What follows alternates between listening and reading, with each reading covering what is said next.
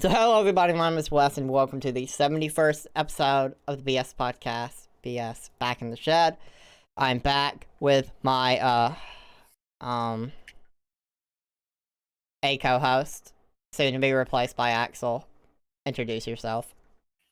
Hello, everybody. I am back once again. Axel is, in fact, going to take my spot. He's holding me at gunpoint somewhere in the background. You just can't see it. Yep, exactly. And we also have, from the Classy Gentlemen, our new guest. Please introduce yourself. Hi, everybody. It's Toast McNoaster, Cody from the Classy Gentlemen. Glad to be here, West. Happy to have you on, man. So, I'm outnumbered now. For the first time on the podcast, it's two classy gentlemen versus just one me. We're going to have to make it classy. I mean, We take fair. over the world one class at a time. Exactly. How does it feel to be on the podcast for the first time with one of your classy gentlemen? Are you asking me or Infu? Both of you. I mean, I think it's pretty nice. I mean, I'm glad to be here. Very interesting. I love podcasts, as I'm sure that Infu's told you, and I think I've told you as well. I've watched them for years, and I think it's very interesting. Yeah, for sure. And for me, I'm personally always been a big fan of podcasts. It's always been something that I've consumed. It's always something that I've been really involved in when it comes to watching and now doing, I guess. So I mean, all technical difficulties aside, I mean, it looks great. Honestly, yeah. I can tell you put a lot of work into it. For sure. If it wasn't for the technical difficulties, we'd be all lovely. But hey, it happens. It happens. So I feel like we just need to kick things off with a topic. And that has to be the epic mega sale, which I'm going to be showing off everything there is to see with the epic mega sale. I was curious about that coupon thing you was talking about. I was like, I can't wait to see that. With the coupon, they gave you a $10 epic coupon to buy an eligible game or add-on if it's $14.99 or more during their promotional period. And you will also receive another $10 coupon, which expires November 1st. But what's scummy about it, and that price changes depending on location, and you can see all that here, but they lowered certain game prices to $14.98. Wow. 1 cent. Like The Witcher 3, it's $14.98. That way, you can't have it. That's crazy. I That's mean, so shitty. honestly, I recently, within the past couple months, I believe, I bought the Witcher trilogy on Steam, and I mean, I don't want to say that I've paid that much more than. I mean, I don't even think I've hit $14 paying for those three on Steam. I mean, I It bought was on sale. nothing off of the Epic Game Store, and okay, for me personally, I don't believe that games should be as much as they are, personally. And most games are worth $5 to me. And I get it, that's not profitable for many people. That's not my problem, though, frankly. Yeah. I don't care. I mean, I feel us as consumers, for us to be able to get more games, that they have to turn a profit, and they have to meet certain margins. Kind of like the whole Call of Duty franchise. Like, I'm not going to quote numbers I don't know, but I know that there was a certain Call of Duty within the past couple of years that really didn't sell that much, and then everybody was kind of freaking out, like, oh man, it's just the downfall of this huge franchise. But I mean, I don't know what their profit margin would be. I mean, is $60 or $70 enough or too much for a game? I mean, I think so. I think that that's like kind of it's getting up there. I mean, I would safely pay $30 for any game without any type of issue. There are some games I'd pay more for, but all in all, I don't know. It's a very tough topic to talk about. For sure. I could pay like $20 if I know I'm gonna get like 1,000 hours in the game. I'm willing to pay like 20 for like a Skyrim. Kinda I'm gonna invest the time in it. I have to really, really like be okay with the game. It has to be something that I know that I'm going to enjoy if I'm gonna pay full price for it. Like if I even have even the smallest bit of doubt that I would not like the game, or like there's just it's not there, then I'll wait for it to be on sale. And there's just I can't. It's fair. It's very fair. Like I know that you had a big issue with Tarkov, Kyle. Whenever you were trying to buy it the first time, whenever it was on sale. Yeah. I from experience buying the game, I feel like I started off with the base edition. And of course, this isn't with Epic or anything, but I started off with the base edition, and then I gradually kind of graduated up to the Edge of Darkness. And to me, I feel like those increments was a little bit better than just paying it off. Like I think it's like what, like $100+ just for the whole thing. So like, what if game developers, like they kind of already do this, only they starve you for $60-$70 and then say, here, buy our $14 DLC, or they used to do that with the battle pass.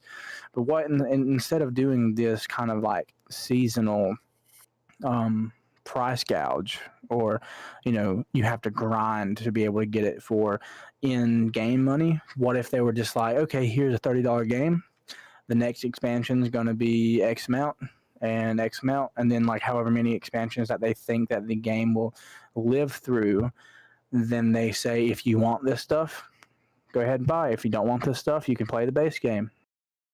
Absolutely. I mean, yeah. And for the record, for the stream and for y'all, I am showing all the games on sale slowly. It's slowly scrolling by as we talk about all this stuff, so just something to be keeping a lookout on. You want to know what the to give sales Epic were? money. I would really That's love fair. to get Red Dead, not gonna lie. I mean, it just looks really nice, and I'd love to play it on PC. That's fair. $47.99 though, not it for me. And that's the thing, like, I'll pay 20 max. Most games gonna be worth 5.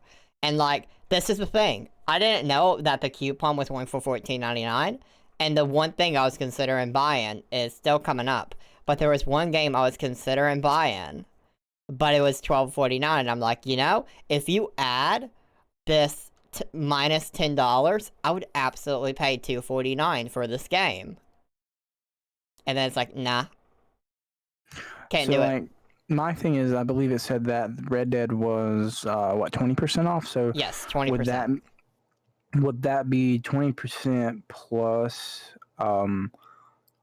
the coupon? So would that be you'd be like able. It'd be the whatever that was, $39.99 minus $10 if you use the coupon. Oh, so wait, using the coupon, it would be $30-some. Something. I think like it was that. 44. Okay, if it was 44, then minus 10. If it was 39, minus 10. Whatever. Yeah, I mean, whatever it was, minus 10. I think that $39 for Red Dead 2 would be pretty good. I mean, given I haven't played it, so I don't know if it's trash or not. But I like the first one personally. And this is my thing when we're talking about the Epic Game Sale. Is I look at Steam and I always find deals that make me want to buy. Epic had one, and then they squandered it because they had a coupon idea, and then they gave you the middle finger when I wanted to use it in a certain way. So, their sale's a bust to me, personally. That's my takeaway from this mega sale. It's a bust. I'm unimpressed completely. Their store's not good. It's just not. I mean, I'm just gonna be real with you. The only reason I bought Epic in the beginning was to try Fortnite whenever it first came out. Gave it a try. Personally, I've loaded the game twice within the past month. I was playing with my girlfriend's little brother, and I mean, I can't say that it's really horrible, but I'm also going to say it's not really my everyday game. That's not something I would go to every day.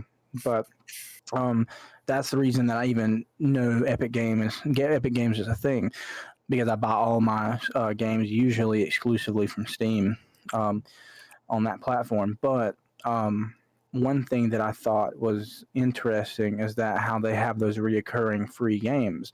and every time I load my computer and it just pops up like, hey, this is free on the store, Epic Store. Like, that's how I got Amnesia. The Dark Descent, I believe. Yep.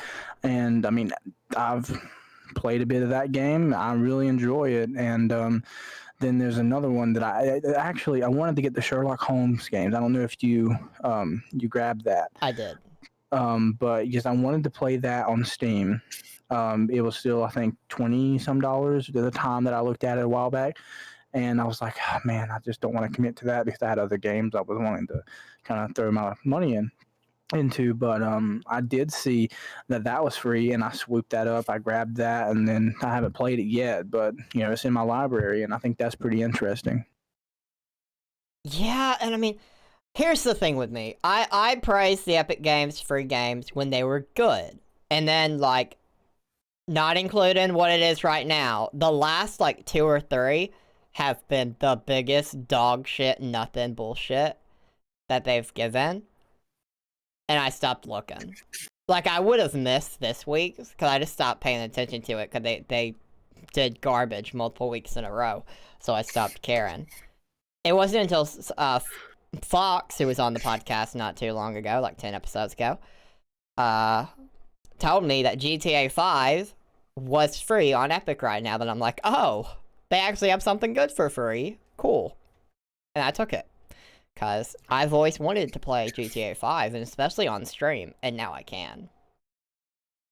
So if you get GTA 5 for free from Epic, I imagine you'll still be able to play. I'm guessing it's not through the, like, I don't know, something in my head just says that, hey, I have the game on Steam. If I were to get it on Epic, then I wouldn't be able to play with the same people. But then I think about it as I'm saying it, and it doesn't make sense. So I guess it would use Rockstar servers because and it wouldn't really have anything to do with the platform in which you bought it. Yeah, I don't think that'd matter at all. Yeah, I mean, if it did, that would truly be scummy. That is kind of a kick in the nuts, not gonna lie, because I remember, I want to say, it was probably going on like a little bit after we formed the Classy Gentlemen. We were like, hey, we should hop on GTA and do some stuff, but we've always ran into that issue where, like, we all have Xboxes, but we don't have the means to capture the Xboxes. So we usually stream and record on PC, and we didn't have the game on PC at that time. So we just said, okay, I'll get the game. And I think we paid full price for it, and then now it's free for it on Epic. So it's kind of funny. Yep, I got mine for free. Oh yeah, you account shared. Yeah, I count share. I wasn't paying money for a game that I already don't like, so I was just like, why if don't I you can like get it for it? free. Me and GTA 5 have this extreme love-hate relationship because it's fun to get on there and mess around with friends, but, like, it's probably one of the grindiest games I've ever, honest to God, had the mispleasure of playing. Like, pretty much what made me come to this realization was there was a time period where they had double money, mind you, double money up, and me and CJ and my buddy Nick and Trevor and all of us, we spent like at least a good 2 or 3 weeks just nonstop grinding money the whole time. Just the whole fucking time, just nonstop grinding money. And at the end of that period, all of us had enough money to buy like 1 or 2 things of the hundreds of items that's in that game. And I realized right then and there that if almost a month time period of double money only procured us 1 or 2 things, the game's not fucking worth playing. I mean, fair. It's definitely a pay-to-win game. I will give it that. Pass it on the screen right now, South Park: The Fractured Butthole. That's a game I really wanted. That's a game that if the $10 coupon would have worked, I would have bought it. But for $12.49, I could have got it on Steam for that price, and I chose not to, and I'm not going to do it for Epic. Stick of Truth is so good. I don't know. Fractured Butthole, I don't know. It's a fractured butthole.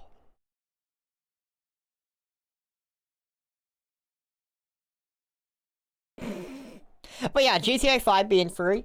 I don't plan on doing like GTA Online on stream, really. That's not what I care about, but keep in mind, like, it's probably not even a smart idea to do the campaign on stream. Could have felt oversaturated.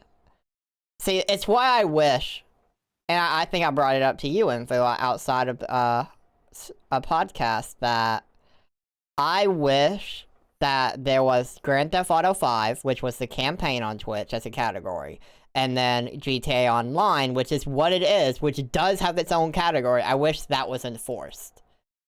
So if you're doing online, you have to label it as GTA Online and not Grand Theft Auto 5. Really quick, Trover Saves the Universe. I have that on Nintendo Switch. I want to say that I paid 30, maybe 30 plus tax, of course, on the Nintendo Marketplace. Yep. But I will definitely say that they within the past couple of months they came out with a free DLC. Mm-hmm. So you're pretty much getting the base game and that DLC for I think $17. So I feel like that was a pretty good find. And I don't know if you're a Rick and Morty fan. I'm a Rick and Morty fan. I'm checking out Solar Opposites, which was made by the same co-creator, and that game was also made by the same people that made all of those kind of like universes. And personally, I like if I didn't have any other responsibilities or obligations, I would probably just sit and play that game until I finished it completely. That's fair. I mean, I just love that humor, honestly. My kind of comedy is more like a South Park or Impractical Jokers or World's Dumbest or like a Sam Kinison type vibe. So what's your take on the OG Monty Python comedy? Never watched it. Oh man, you need to check that out. Do you have Netflix? I do not. Get up with me sometime soon. I will definitely shoot you a Netflix link if you can just take the time out of your day to watch Monty Python. There's just there's so much history behind it, and also like just I don't know what your style. Like you say, like South Park, and I feel like South Park took a lot of their roots. Like that's the thing. Like Monty Python's so old that it kind of created the roots for a lot of like newer comedy shows or comedy movies, even that. But definitely like the Holy Grail or the meaning of what's it the something of Brian I can't remember the full name, but I will definitely say that it's British comedy, very satirical, dry humor elements, of course, but with a well-rounded and very meta implication of like comedy. Like they were making fun of politicians before it was cool. They were making fun of social constructs or norms before it was cool. Like that's where all that kind of came to a head, and I think I respect it for that, and I think it's awesome. Very nice, very nice. I wish I had more time in the day to consume everything I want to consume, because I already have too much on my plate to watch. But I want to watch it all, but I want to be caught up. But it just doesn't work out that way. I understand. Honestly, I wish I could just sit and like pause, pause the pause time so I don't have to like run into either like study issues with my LSAT stuff going on or stream times or anything. I just wish I could like sit down and like watch my like 3 or 4 shows that I want to get to on Hulu or something like that. Like I can just sit down and be like, okay, finally, like just let's do this. And honestly, like even it's a little older now, but the Peaky Blinders, loved that show to death. I don't know if you've heard of it, but recently came out with a season 4 within the past couple months again. I haven't even watched it. I was trying to rewatch the series because it's been a while since they had anything come out, but man, like I'm still jonesing for that, and I think it's been over 2 months since it came out. Very fair, very fair. I would also uptuck What Remains of Edith Finch if I could use that $10 coupon to make it free. Yeah, that is fair. I mean, I really think they just hurt them.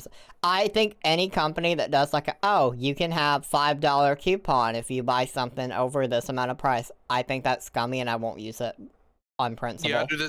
Yeah, I do the same thing. Same Honestly way, if speaking, your free trial includes I have to put credit card information because your whole business model is the consumer is so fucking stupid that they're gonna forget to turn it off, fuck you too.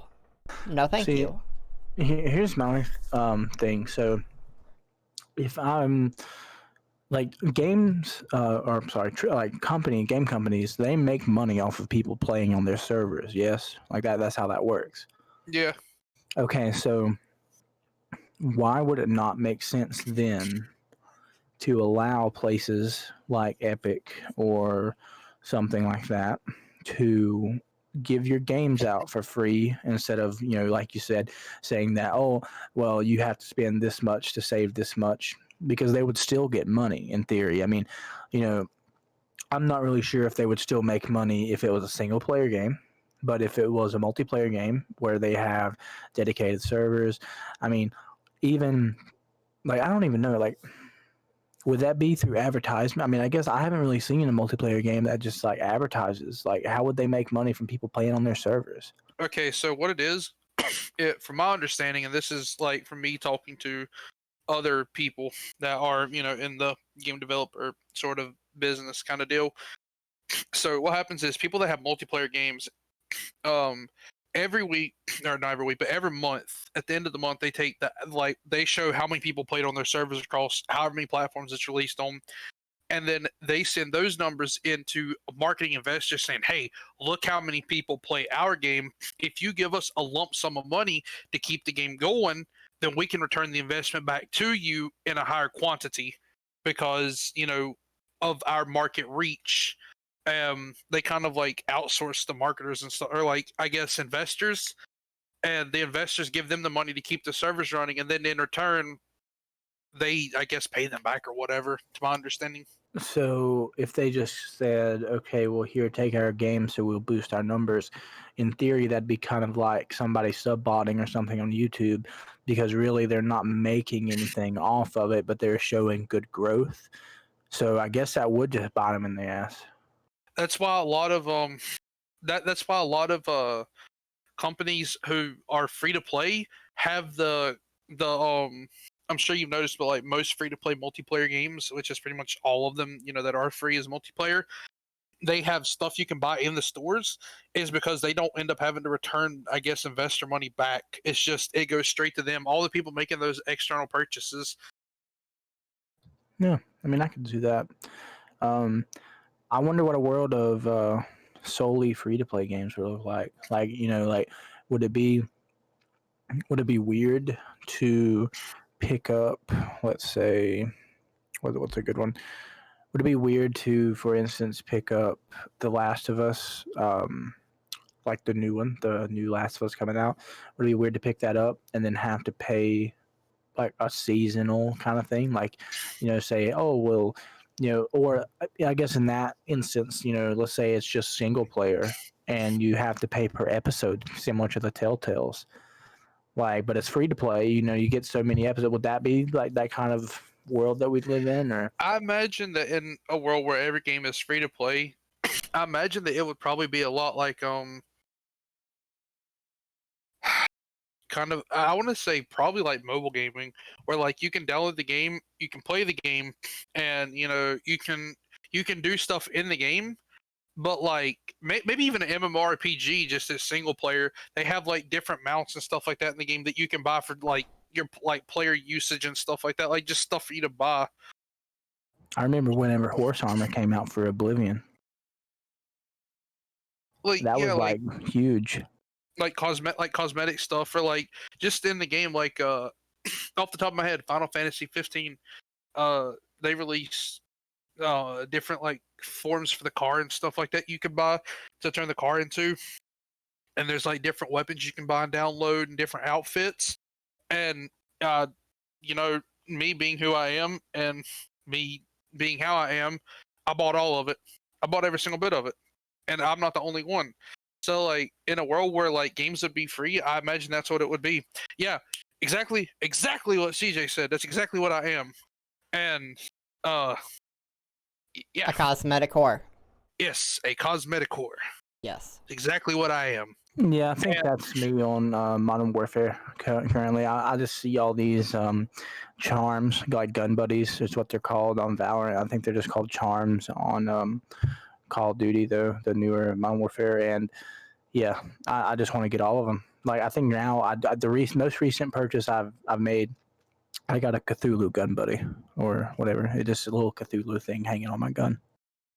As I recall, with like Rainbow Six Siege, it was like $10 or $15 that I spent on the game, and I don't even play it just because I really like the cosmetic for the character on there.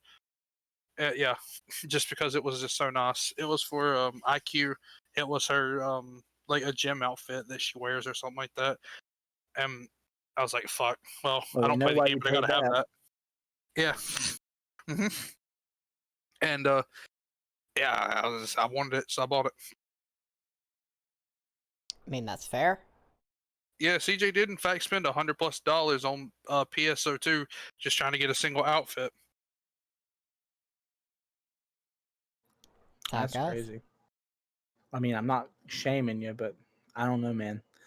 Like okay, so like my thing is I can't really sit here and say anything about it though, because I've paid hundreds of dollars for CS:GO skins, and I've only had a portion of that returned to me once, and I got believe I got a Doppler and a Karambit out of a case that I've got off of a case website.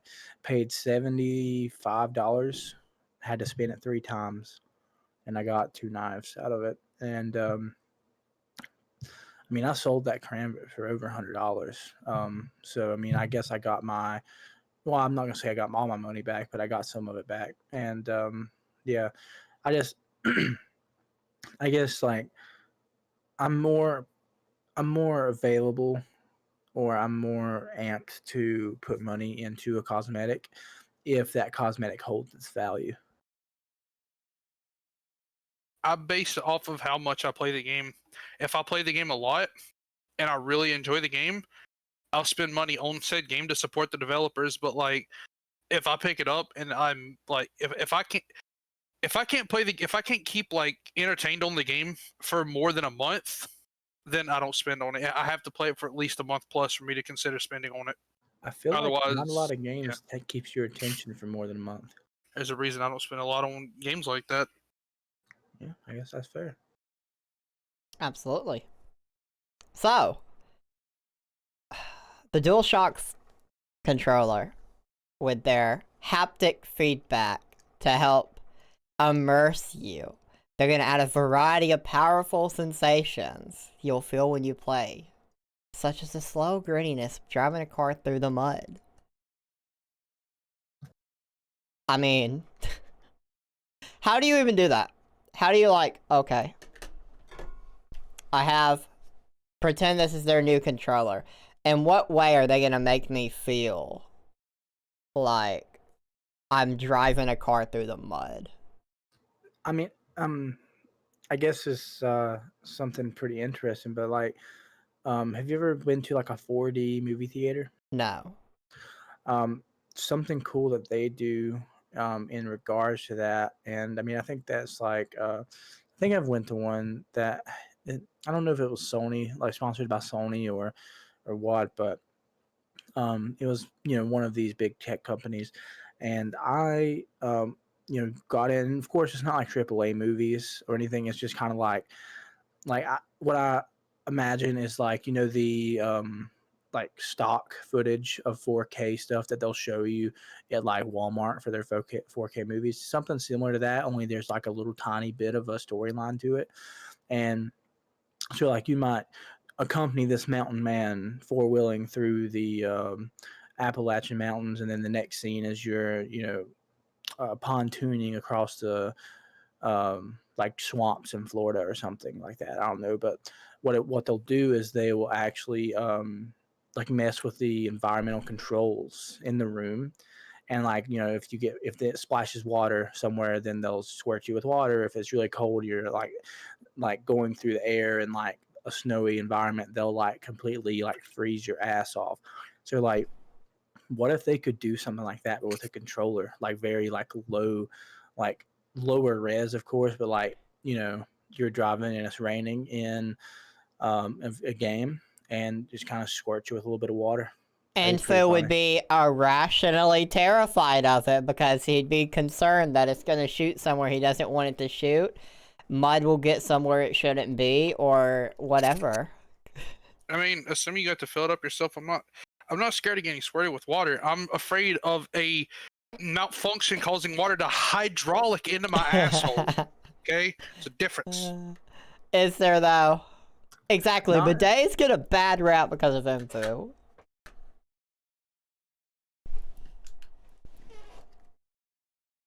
%. But I'm very fascinated by how they may do their haptic feedback, because they want to focus more on the sound. They want to make you feel it more by the sound, and I do think that's a good thing.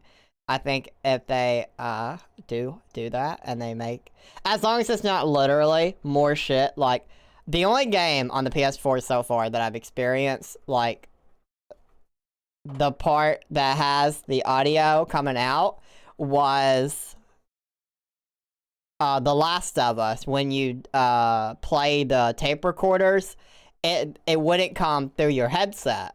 It'd come through the controller, and that was weird. I don't think it was a bad thing.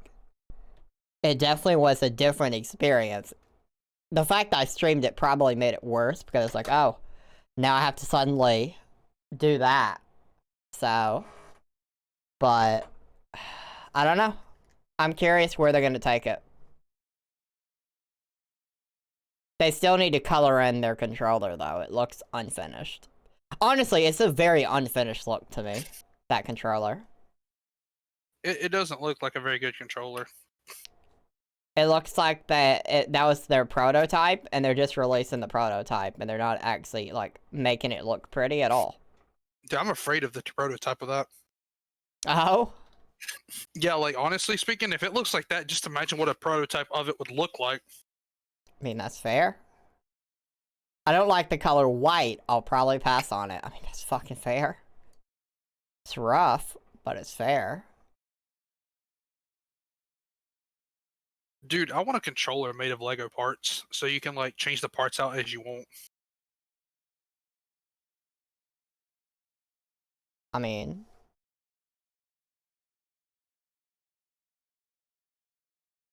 Like, your joystick starts messing up, you just pop it out and put a new one in. Or your D-pad starts to mess up for whatever reason, pop it out and put a new one in.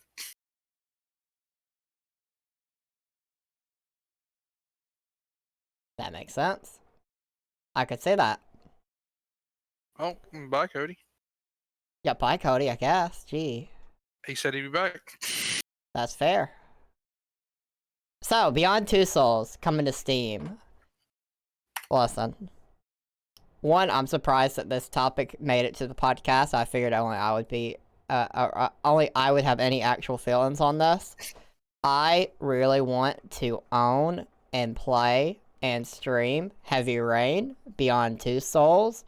Quantic Dream, put your shit on Steam, because Steam will actually put it on sale.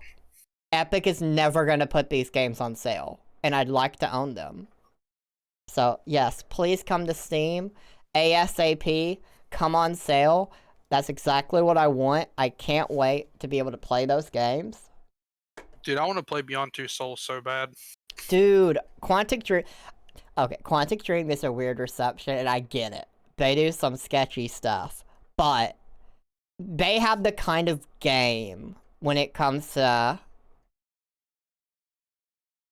I enjoy a good story, and at least a game that some could say I enjoy more of a movie-like game. Although I'm not a big movie person, ironically. And I think Beyond Two Souls and Heavy Rain are two good examples of games with a good story that I can't wait to play. I don't have any thoughts on Detroit Become Human. I have not looked into it at all. I assume it's the same. What are you gonna say, Cody? I'm sorry. I just wanted to make sure that you could hear me and everything. I don't know what's up with the internet. Every now and again, it just wants to go out and come back. It's It weird. happens. Julius left us and came back a few times. It's okay. He did. So I noticed that, of course, you have a PlayStation 4. I had a PlayStation 4 for a while before I went to Xbox. Um, Real quick on the speaker in the controller, I thought that was a really cool aspect. Personally, I didn't even know that it did anything until I played. I don't even remember the game, but Grand Theft Auto, your phone rings through the speaker, and I Interesting. always kind of looked around because I thought somebody's phone was ringing. I was like, oh shit, it's my controller. Thought that was cool. Yeah, Um, I think it's a very cool concept, but I was unprepared for it because it's not used often. So. yeah, definitely. One thing I'm very jealous about from not owning a PlayStation 4 is probably number one. I want the Sly Cooper trilogy. That's my favorite It's game. not That's on what I the played when I was. PS4. It's on the Yeah. PS3. Oh, it's on the PS3. Uh-huh. I thought you could get that on the PlayStation 4 If you through the can, store. I want to know how. I thought it was through the store. One of my old roommates, we looked it up, and we were about to buy it. But I'm glad I was about to buy it. I'm glad I didn't because we don't live together anymore.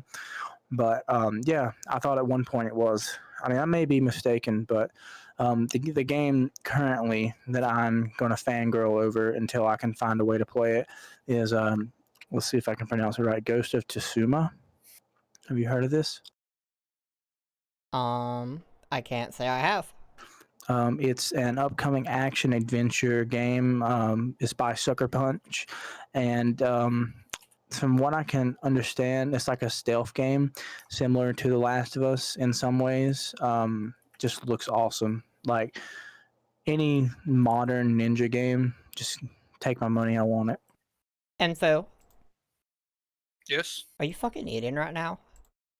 No. What is that noise I My hear coming keyboard. from your side? Your keyboard? Okay. I was sending a message in chat. Interesting. Okay. Just had to Yeah. clarify. Yeah. I already. Yeah. I wouldn't actually eat during the podcast. like right in the middle of it at least. Maybe at the beginning. Yeah, you made it at the beginning but on the pre-show. That's the difference. You've done it on the pre-show. Pre-show's okay. We're the most unprofessional professional podcast, so it's okay. Yeah. Snacking during the podcast. How dare. So shameful. Yeah, Yeah, I had to ask because I kept hearing it in the background of my headset. And it did sound like crunching, so... I'm actually not a big fan of chips, so like, even if I was to eat something, you probably wouldn't even hear it anyway. I don't eat crunchy food good. really. That's good. Do you have any opinions on Beyond Two Souls and it coming to Steam soon, Cody? I have not. I've not familiarized myself with that. What's the? I believe I joined in right as you were talking about it. What's the 411 on it? Pretty much. Have you played a Quantic Dreams game before? I have not. Should I? I think you should. Info, can you explain it? Because I have to draw on the whiteboard right now, so... Wait, what am I explaining? Quantic Dream and Beyond Two Souls, and if we should play any of them. Beyond Two Souls, definitely. I don't know what Quantic Dream is either. I've actually the game company. Oh, yeah. I don't know what that. I don't know anything about them other than they're a company that made the game. I don't really know anything about them. I definitely think you should play Beyond Two Souls though. What's the game like?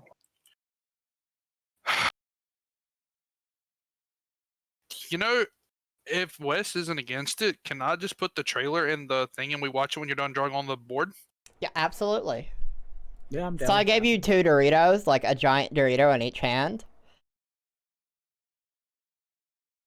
I got told to draw what I thought you were munching on. So press X to Jason. Yes.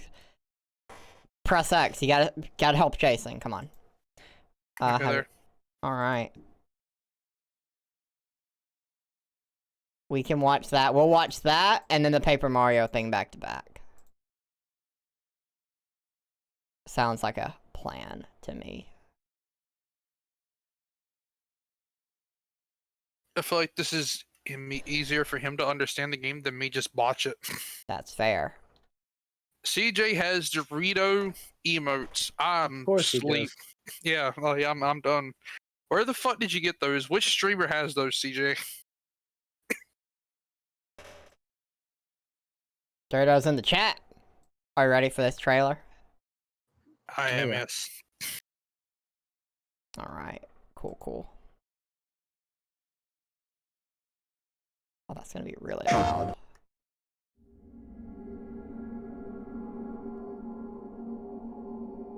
I found you by the side of the road, in the middle of nowhere. Was there an accident?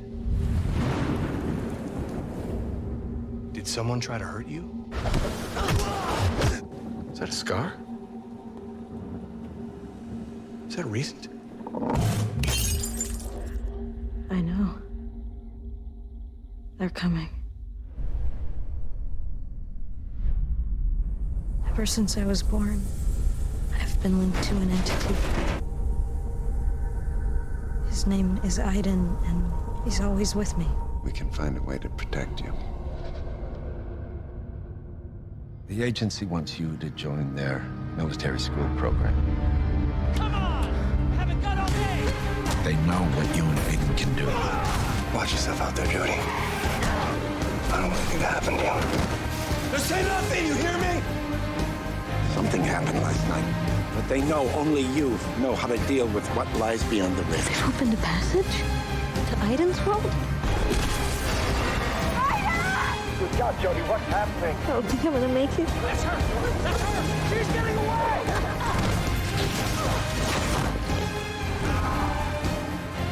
Jody, what have you done? Tell them to leave me the fuck alone, because next time, I'll kill everyone.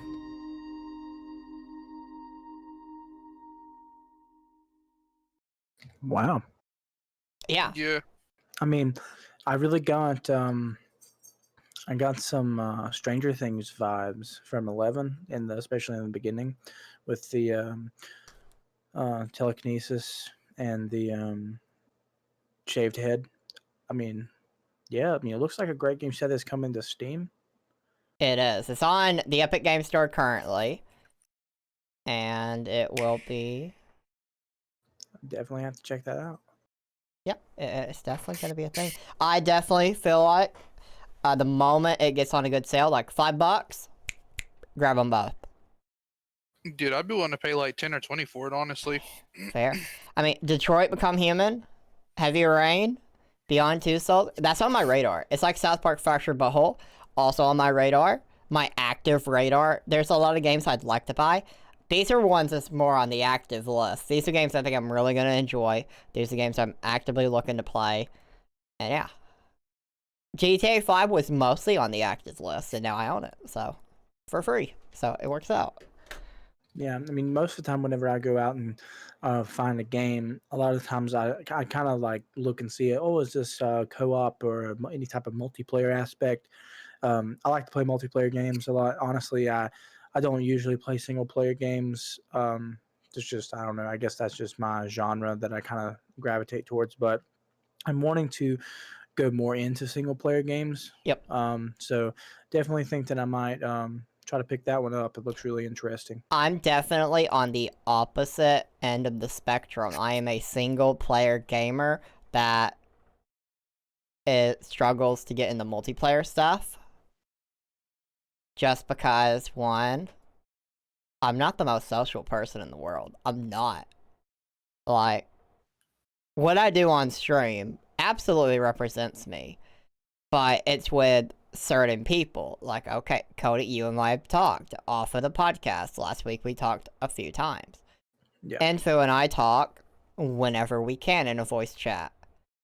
Axel and I, we also chat not often, but when we can. And bringing on people for the podcast is the most I talk to new people in the voice chat. Period. Really. So, you know. Yeah, I mean, I'm more Personally, I'm more of a extrovert. So, going to my university or going to my high school, like I was the guy that knew everybody. I've been told many times, like, oh, he's never met a stranger. So, like, I'll just sit here and I'll talk to whoever or about whatever. I mean, that's just kind of who I am. Quantic Dream, Telltale Games. I really enjoyed both of them and the games they produced.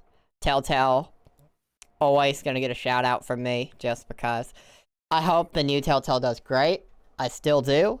Obviously, with what's happened this year, that probably got delayed a bit. Have you played the Minecraft Telltale series? I have not. Man, they broke my heart. I'm not gonna lie. No spoilers, but they did. Telltale does it. I mean, I enjoy a game like The Last of Us. I enjoy a game that can emotionally get me attached. That's what I want. Definitely. See, some people enjoy like, oh, I want a very gameplay heavy thing, minimal story, and that's fine. That's cool. I definitely play games like that. RuneScape, for example, not really a story. I mean, it has quests, it has things to do, but it's mostly just grinding.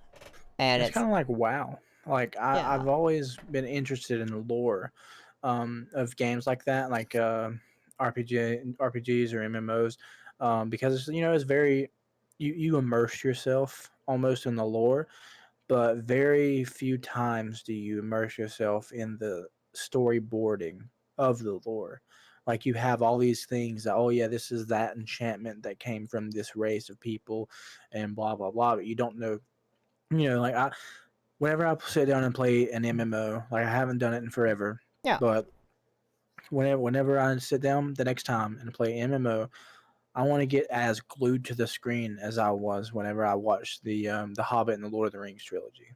Like those are my movies. Like I really enjoy. I mean, I love Harry Potter. Don't get me wrong. I feel like those two are like always at neck and neck whenever somebody brings them up. Like, oh yeah, well, how about Harry Potter magic versus Lord of the Ring magic or blah blah blah. But I just feel like the stories that they portray, put that in a video game.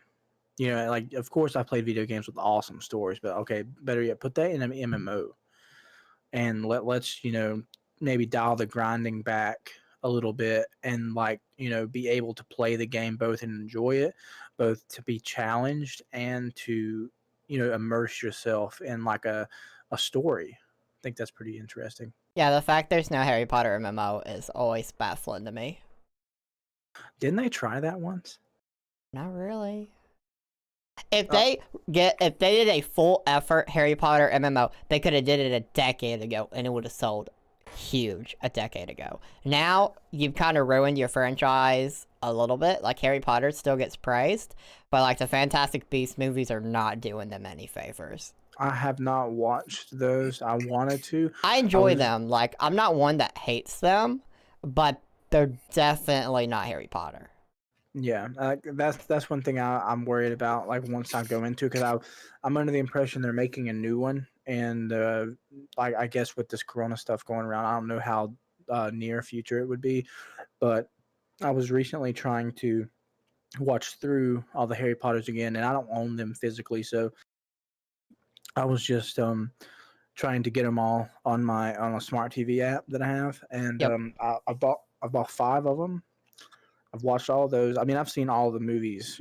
I believe I watched the last 3 in movie theaters, but I just want to kind of work my way up to the Fantastic Beasts movie. And CJ, I mean, I get it. Some people, the movies aren't for some people. Some people love the books better.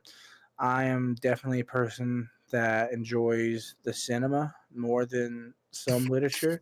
However, I do believe that, to my knowledge, there is not a Slaughterhouse-Five movie, but I've read the book, and Kurt Vonnegut, I don't think that they could accurately portray that novel on the screen in all of its totality. Like it's just amazing, like the way that he writes it. I don't think that they could portray the kind of confused novelist trying to recall Dresden on the screen. I don't think that we've gotten that far yet, or I don't think we have that capability. You know another? Slaughterhouse 5 movie, Billub says. I mean, interesting. I'll definitely check it out. I don't know. Like I've recently actually finished that novel. I bought the book about a year ago, and recently found the time to finish it. And I just really, I don't know. I really enjoy it. You know what I just realized? If the Hunger Games had taken their books and or their movie and immediately made it into a high effort game, could have been very profitable. Have you ever played Hunger Games on Minecraft, bro? On Minecraft, but that's not helping them. I mean, yeah, but If they I had made remember- a full effort game, I mean, it could have been the big battle royal kicking off genre instead of like a PUBG, a Fortnite, or whatever. It could have been the Hunger Games starting that trend. I think the Hunger Games game mode in Minecraft was actually one of the first battle royales, at least that I remember. Uh-huh. I mean, I don't know whenever H1Z1 came out with their battle royale from DayZ and all that technicality, like with the modding of the game and stuff. But from my knowledge, I think that's the oldest one that I can remember. But yeah, if they had made the Hunger Games into a game, like a high effort game, who knows where they could have been? They could still have it out right now. It could still be available to play because they could be making a ton of money off of it. I mean, I Dude. think that'd be very interesting, honestly. In Missed terms of, like- opportunities. In terms of like game concepts that should have been, or movie concepts that should have been made into a game, I 100% want a game that's like the Maze Runner, where it's like a giant maze, and it's just like you and a bunch of friends have to go in, and all throughout the maze, like you have to do like certain things throughout the maze. There's like monsters like constantly hunting you and stuff like that. And you have to like hide and use the shadows and stuff like that. Dude, I'd shit my pants if like me and a group of people rounded a corner and just something jumped out and grabbed us.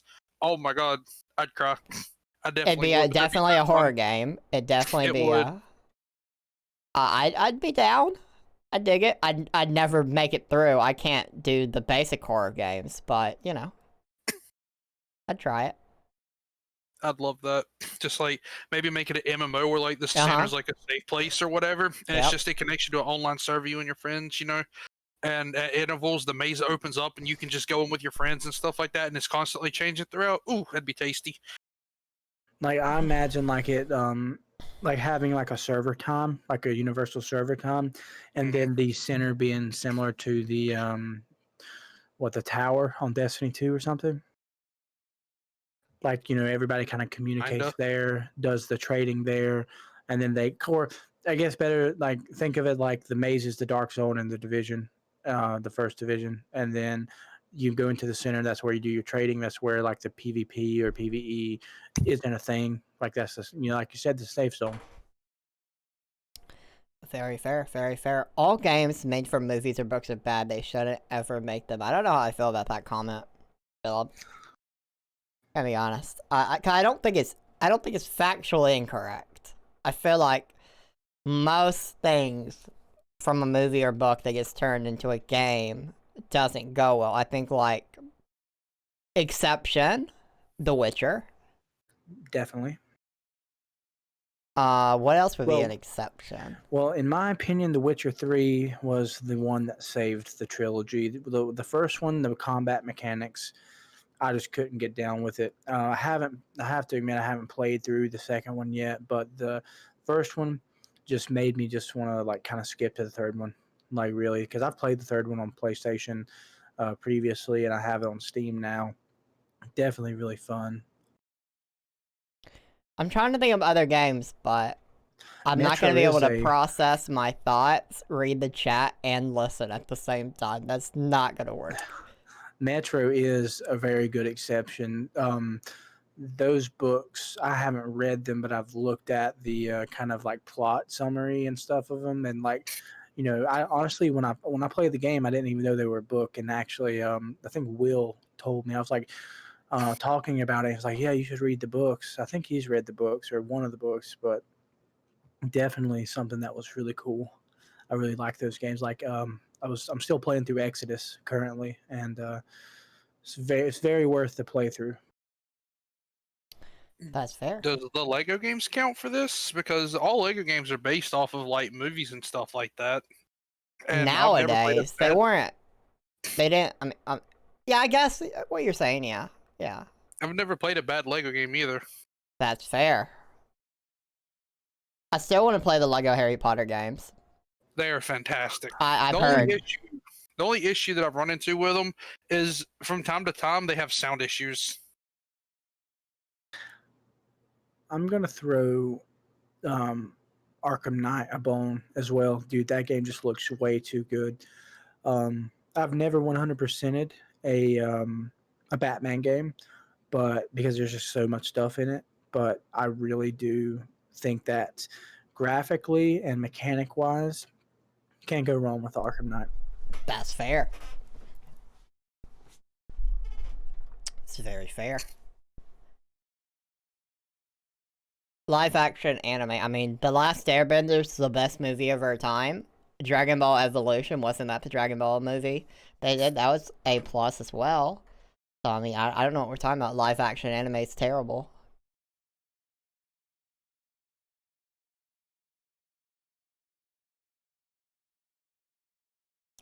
Nobody want to co-sign on that? You know. I mean, I don't know. I partake in some here and there. I'm just not an avid. I'm not a big anime person. Yeah, I mean, no, I'm not throwing it under the bus. I definitely have probably. I would say that I would endorse more than 10 shows, but More than me. would they all be live action? I'm not sure. I'm not sure what their credentials would be to say that, because most of the anime that I've been accustomed to is very heavy in just broad animation instead of the I guess bringing reality into it. I guess that'd be a good way to say that. I don't think that there's been a live action anime movie made yet that was actually it doesn't make you want to puke at the end of it. Hey, we already discussed this. The Last Airbender and Dragon Ball Evolution are masterpieces. Yeah, they're the masterpieces at making you want to not live anymore. That's just rude. Are we ready to watch the Paper Mario trailer? Oh yeah. Yeah, I just realized I've forgot to do markers, so let me do that. Whoops. The whole show? Yeah, Fair. it's been such a hectic show with all the technical difficulties. It slipped my mind. I apologize. Well, technically, shouldn't that be hectic on me? Why is that hectic on you? Because I lost concentration. I wasn't thinking about it. That's fair. It slipped my mind, my man. Keep in mind, I'm not blaming you. Like, I'm not trying to blame you at all. I was just curious how that impacts you when I'm the one dealing with the technical difficulties. Because I got sidetracked watching you deal with it. That's fair. Last Airbender isn't an anime. Depends on what your definition of anime is. If your anime is purely Japanese animation, sure. Okay, but I've had this argument before plenty of times actually. If you think about it, anime is just Japanese cartoons. That's all it is. So if it's animated, then it's technically an anime. Anything animated to me is an anime. Yeah. Because it's not that serious. There's no need to gatekeep the word anime, in my opinion. But yeah, we're gonna watch this trailer. I mean, one more thing on that, Go ahead. if I can. Yep. I just I don't really have a comment on the whole Last Airbender thing, but I will definitely say, when I was growing up and watched Cartoon Network, I remember a show called Johnny Test. I would not call that an anime, personally. But something like Hellsing Ultimate, definitely, I would call that an anime. Honestly, for the longest time, whenever it used to show on Toonami back in the dark ages when I was growing up, I wouldn't even have called DBZ an anime until I got older, really. I mean, because it was just so, I guess because to me anime is something that is outside more or less of my cultural perspective in either art style or in context. That's fair. But I don't know. I get that. I 100% get and have read tons of people that will dispute that. And, I mean, for me, it's just not that serious. I mean, if we want to call it an anime, I'm good with it. If we don't want to call it an anime, whatever. Yeah.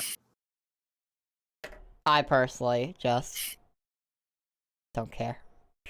It's Now, to me. is this trailer going to make me want to buy another Switch game?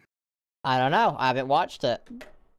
I go in everything blind. I don't read articles ahead of time. I don't watch trailers ahead of time. I like going in blind. All right. Let's hit it.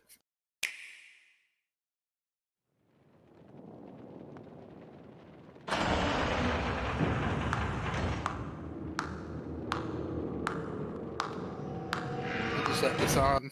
Hold up. So, is it being full screen while it's doing this? It stopped when I pressed play. It refused to acknowledge it. Yeah, I see that. I see what you see. When I pressed play, it stopped working. Why? This was another one of those issues that I run into Fixed it. constantly. Yeah, you just have to reopen Discord and it should fix it. Oh no, this wasn't a Discord issue. I mean, I don't think it was a Discord issue. I mean, y'all were commenting on it. It was the stream couldn't see it. It got stuck at the when I pressed play, it just stopped working. But now it's good. So, all right. No, it's not. What the fuck? I can't. Did it do that last time when I played the video? Cause it shouldn't have.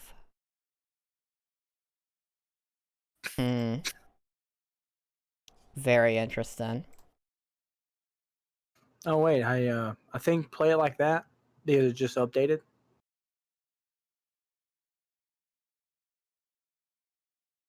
Start playing it out of full screen and then full screen it while it's playing and it might fix it. Because I've had that. It like I said, breaks the window capture. It's very interesting.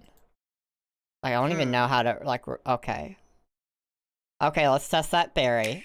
I assume it's gonna break it again. No.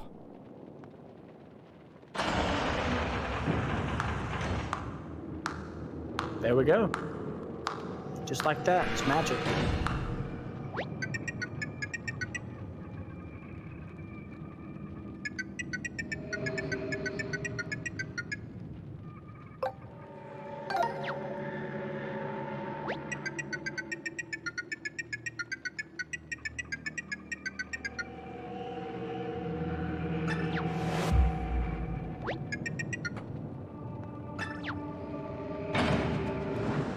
Get fucked.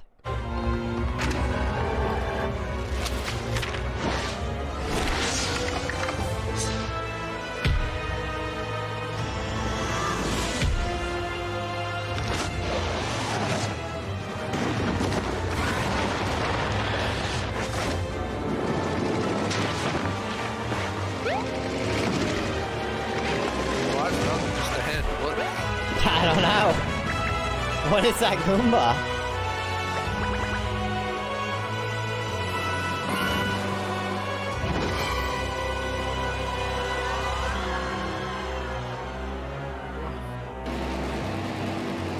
It's a car.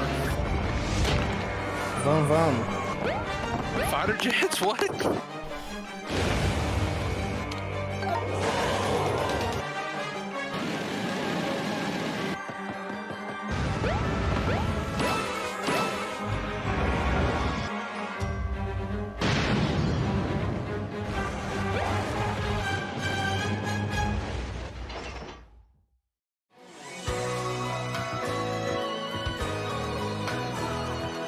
So. That is. I can definitely appreciate the art style. I think it looks very pretty. One of the only things.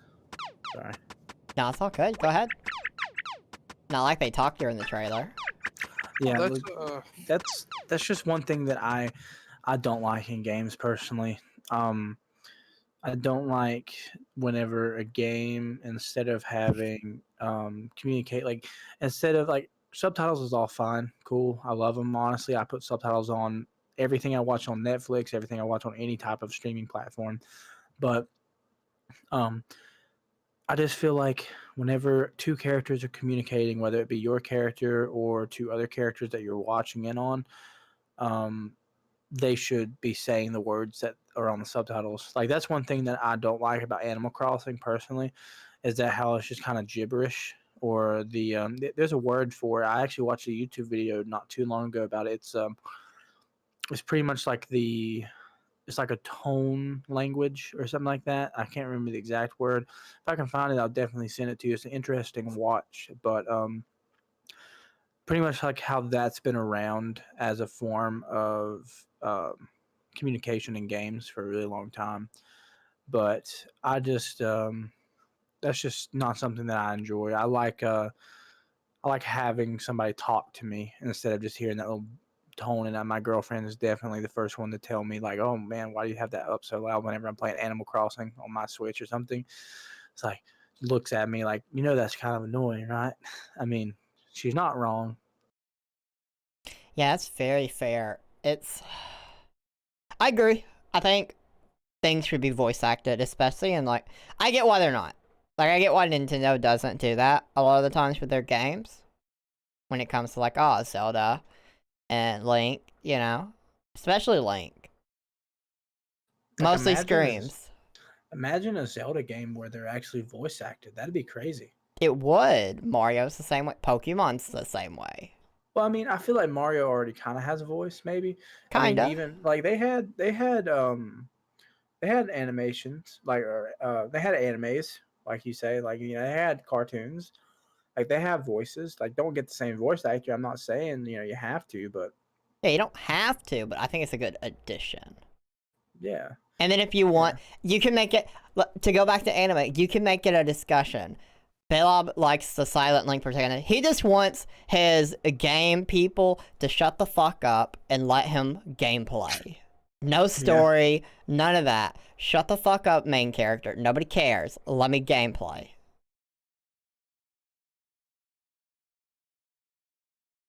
I'm joking with you, Belob.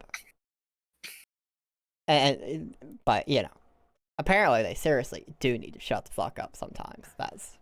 I'm guessing that you're talking about Animal Crossing, CJ, and something to add to that.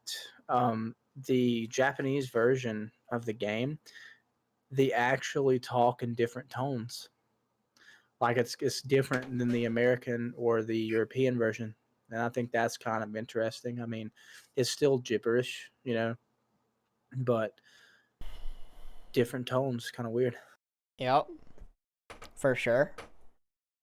But I think it should just be like an anime where you have dubbed and subbed. Pick your poison. And then both sides can bicker about which one they think's the better one, while they're both perfectly acceptable for whoever wants to consume it. Yeah. I mean, of course, I'm not advocating a war on subtitles, silent games. Like, I just personally, if let's just say that if there was a setting in every game to have my characters talk to me or have that happen, I would always have my characters talk to me. But I mean, I would read it anyway. That's the weird part. Like, I have no type of like known, at least, hearing issues. But every single thing I watch on Netflix, I will seriously sit there and both watch and read at the same time while listening for some reason. Like, don't know why. That's just how I roll. I don't know. That's interesting. I would never read. I would never watch a show that requires me to read a lot. Because that defeats the point of what. That's basically a movie at that point. To me, the difference between a movie and show is how much attention I have to give it. And I enjoy shows for the fact it doesn't require my full attention. I can look at my phone for a while if I want to, and I don't really miss the beats. I still hear it. I still comprehend what's going on. With a movie, I always feel like I need to pay full attention. That's why I don't watch a lot of movies. Yeah. And I mean, I have, I guess, another unpopular opinion that I'll probably get yelled at in chat for, but personally, I do the same thing. I still have my subtitles and I still, read it or whatever, but I prefer dubbed anime over subbed. Same, dub over sub. Yep. And that's just how I roll. I mean, the only anime that I was so hyped for that I watched it without any sub or without it being dubbed was the first season of One Punch Man. Watched every single episode with subs, something that you will very, very rarely see me do. But yeah, it was awesome. It was really cool. For me, it depends on the anime because I did the same thing with Dragon Ball Super when it was there, and I watched it every week in the Dragon Ball subbed, and like I wanted to bash my head up against the wall. Goku's voice is so bad in the Japanese sub, but like with One Piece, the dub for Luffy, he sounds horrible, and I could not stand the dub version of it. I had to watch One Piece subbed. Definitely, Honey Rose. There is a big discrepancy. Like, there's some people that say, "Oh, you watched it dubbed. You're not even watching the real anime," because of all the edits, I guess. But because I mean, this is crazy. If you ever like look into it, like Dragon Ball Z, so many edits to come to America and stuff like that. Like, they've changed so much. But another thing that was really interesting was the it just left me. But It another happens. another thing. Sorry, yeah. Oh yeah. So one thing that I really enjoyed, and honestly, um, I watched I watched all of the like concurrent seasons or episodes of DBZ Abridged before I watched the consecutive shows.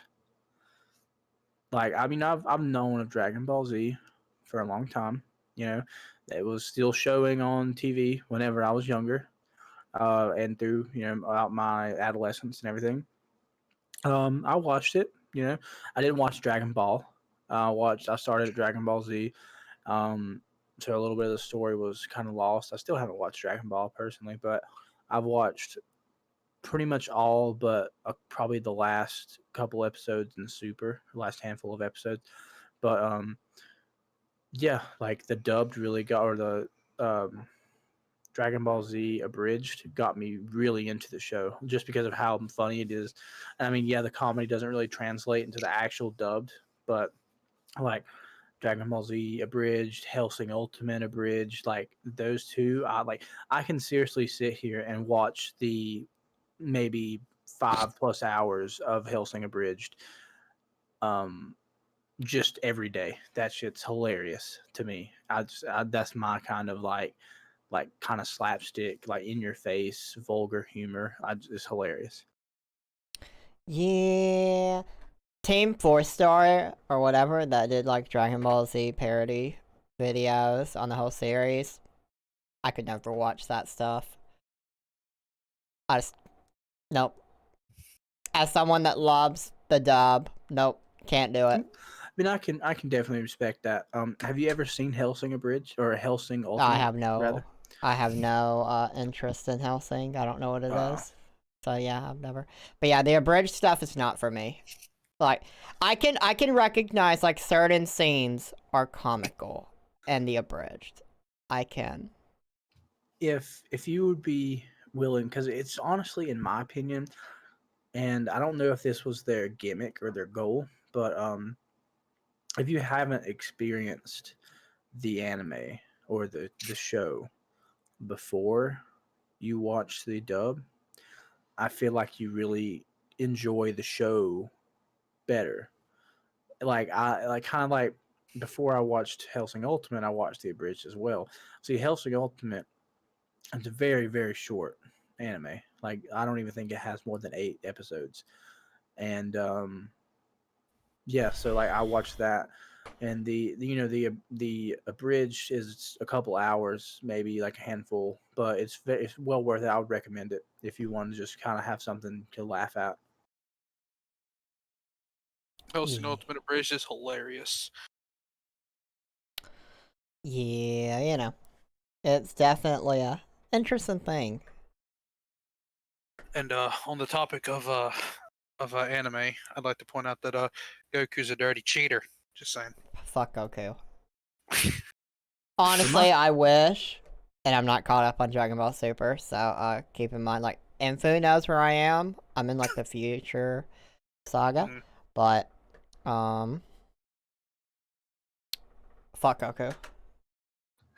But my takeaways from this trailer trying to go full circle would be very interesting game. I like it. It's pretty. It's really pretty. And honestly, I feel like that's like the aesthetic is I actually had a question about the Paper Yeah. Mario I don't understand.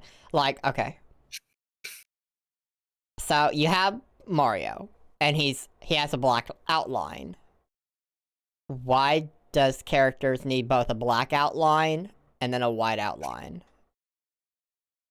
I think that shows maybe like some kind of dynamic. Like when you were younger, did you ever watch Ed, Edd and Eddy?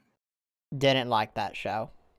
Um, are you familiar with the art style at all? Like, I could you can recall picture it it? in my head.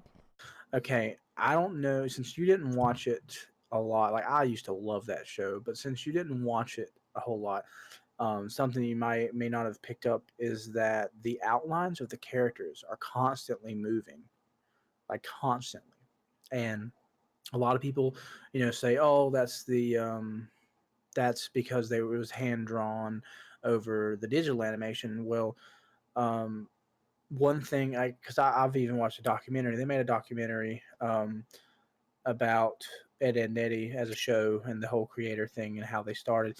And they had the opportunity to take that out because they actually switched, I believe, in season 2 or something like along the lines.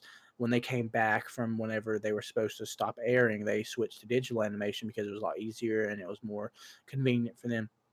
But they kept that in, and it was because of a dynamic choice. Like they said, hey, you're not going to stand perfectly still all the time.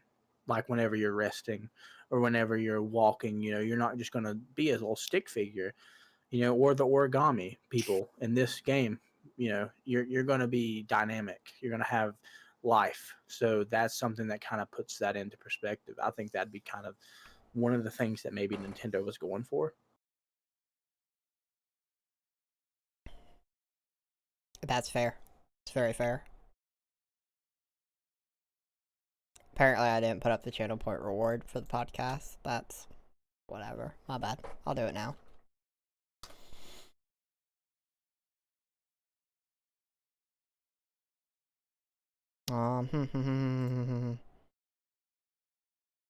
Okay. Thank you for pointing that out, Billip. I appreciate it.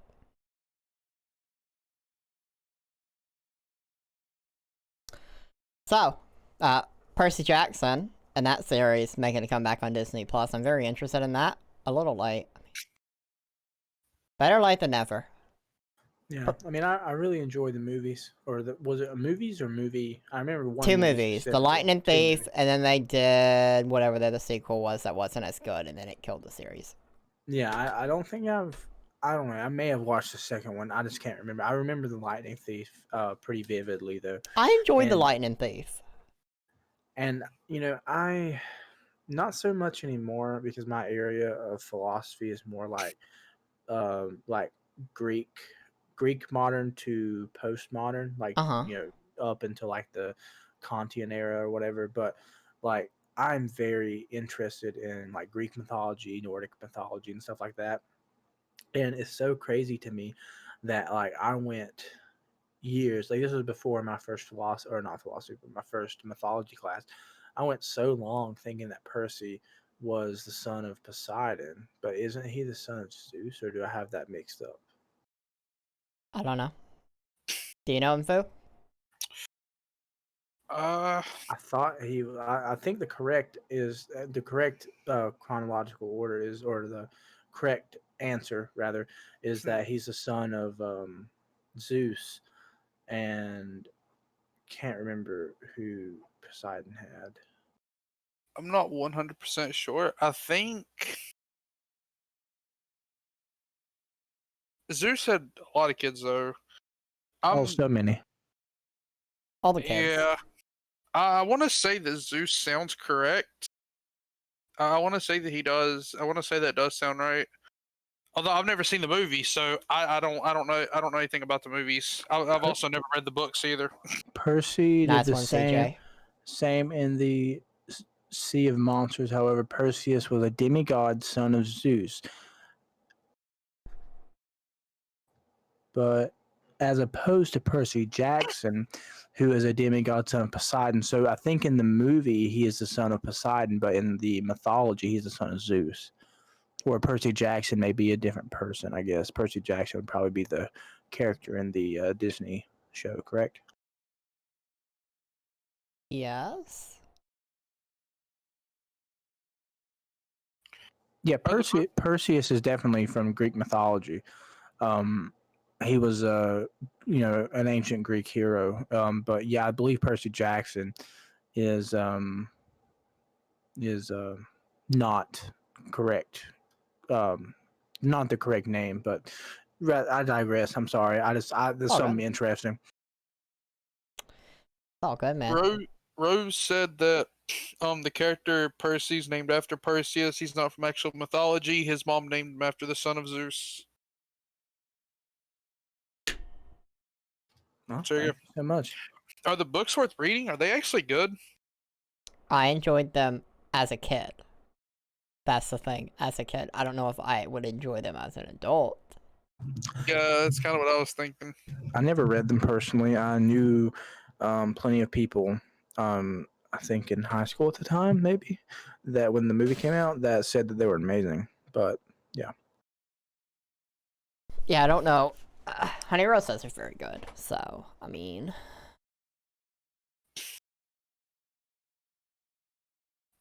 I don't know. I might check on Barnes & Noble's website and see if they got them for cheap. And if they do, I'll fucking buy them and read them. Because why not? I've always been more of an audiobook kind of guy. I don't know if that's a bad thing to say or not. Nah, it's not. But for me, it's... I need a physical book. I like my physical copies of books. Dude, so like I like to have both. Like after high school I went one full year at community college before I transferred to my institution, and every single book that I read, I know that I read like Animal Farm, is it 18 something from George Orwell, I can't remember. And the original Pinocchio. I had to do a literary analysis on that. That shit's creepy. But I always had the physical copy, and then I'll listen to the audiobook and like follow along. Like I don't know, it's kind of aesthetic. I feel like I absorb the information a lot easier. Is that weird? Nah, it's all good. Bill is just out here spouting lies. He is. He's a fucking liar. He's also a fucking dinosaur too. Don't believe him. I mean, All this is true. He's our elder. But, you know. All I'm saying, Billup, is if I'm old enough to both pay taxes and take out a loan for like a vehicle, I think I'm an adult. If you're old enough to take out a loan, buy a vehicle, buy a house, drink alcohol, have 2 machine guns out, and just go wild. You know what, Bill? Get off my fucking lawn, you old ass dinosaur. Get out of here. Y'all a bunch of kids. Okay, Bill, how does that make you feel? That you're watching 3 kids currently do a podcast. How does that make you feel? I feel like you should have asked him how it feels to watch 3 kids. Yeah, how does it feel to watch 3 kids, you creep? Like an old man. It's all right, Bill. I mean, if it makes you feel any better, I'm also 22, and I have the back of, I'm going to be a little generous, of a 45-year-old. So, yeah. So, I kind of feel the pain of old age already, and trust me, I'm not over-exaggerating at all. I've been diagnosed with a couple things. Fun? No, it sucks sometimes. I bet. Yeah, I definitely bet. So, North Carolina Supreme Court, I can't believe they do this. They said a driver shooting the middle finger at a state trooper is not a reason to pull that driver over. You know, I'm really excited that you mentioned this because I had this both. It was more or less a debate, but it was really just kind of a professor talking about this.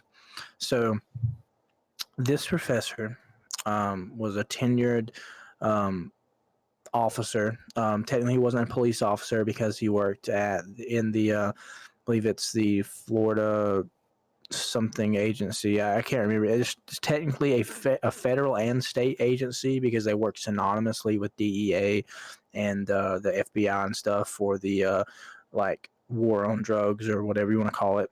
You know, but so he wasn't doing petty street crimes. He was doing the like he's busting cartel members. He's busting the people trying to come over here with like all these like illegal guns and stuff.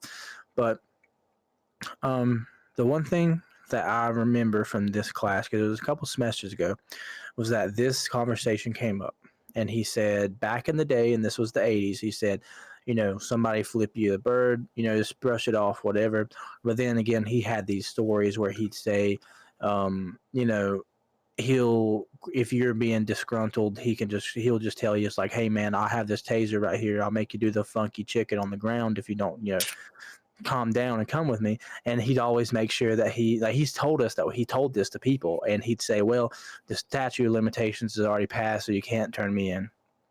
But regardless, you know, whether or not this guy's a good cop or was a good cop, he's retired now. But something that I took away was that technically you have the freedom of speech to say what you will, act how you will, as far as expressional, like disgust. You can express disgust, you can express disdain, you can voice that in your opinion, and that opinion is completely subjective, or do whatever you'd like. Now, where the First Amendment is not protected and does not protect people is any type of hate speech, any type of derogatory derogatorial terms that may objectively be like not objectively given by a reasonable person of the opposite you know, ideals. So saying like Infu is horrible, you know, Can confirm. that would be more or less hate speech. In very, very broad terms, of course. But so the thing is with that gesture, we've put a term to it. You know, we've put an identity to it. So in that, trying not to try to give you guys a lesson or anything, but technically, that would be considered as hate speech. So in my opinion, I don't believe that I'm sorry, North Carolina, you said that it was not cause to pull over. Yes. Now, on that note, do I think somebody should be issued a citation if they flip off a cop? Up to the cop, of course, because they have a crazy amount of discretion, but technically it is hate speech by definition. But should that make a cop pull you over, or should that give the cop the all these terms are leaving my head. Should that give a cop the authority to pull you over? No. A cop needs very specific guidelines to be able to pull you over. Now what they do, whether they issue you a ticket for a broken headlight or whether you can go home and you just get a warning, that's up to their discretion. But they need some form of probable cause is the word I'm trying to think of. To be able to push you over. Or actually, probable cause is to search your vehicle. Reasonable suspicion is to pull you over. So me flipping off a cop or a state trooper does not give them reasonable suspicion that I'm up to any type of illicit acts. And that's what I would defend my client for if I passed the bar already. And I would almost synonymously, in my opinion, win, because that does not inherently mean that your client would, you know, have anything in their car to be pulled over with. That's fair. This is my thing. If you're flipping off a cop and you're driving, you better be perfectly driving. You better have all your stuff up to date. Because if they find an actual reason to pull you over, you've already shot yourself in the foot. Because you've already said, fuck you, cop, before he even gets to talk to you. You've already... If you're nice to a cop and he pulls you over, there's a higher chance that you may not get a ticket that day. Maybe you just get a warning. If you flip up a cop and then you do something that causes him to pull you over, and he remembers that you flipped him off, You Yeah. fucked yourself. I mean, it's weird. I came into my college life saying, "Oh, I'll major in criminal justice. I want to be a criminal defense lawyer. This will be synonymous." In actuality, I want to say I'm a very in the very high minority. Most of my peers are going into law enforcement, and you know, I have respect for law enforcement, and I have a research thesis that I had to make this past year about how law enforcement today, like cops, more or less like local PDs, is what I'm talking about. What I was targeting with my research is that they just do not have the amount of education that I think that they should. Well, I don't want to say I think because it was a research. It was very objective that the research shows they need. Just to name one thing, I think it's 1%, if I remember correctly, of local police departments require above a high school diploma. And one thing that was really interesting that was put in perspective, like, okay, you graduate high school with what? You're 19 years old? Does that sound fair? I mean, 19, 20 years old, do you think, after you graduate high school?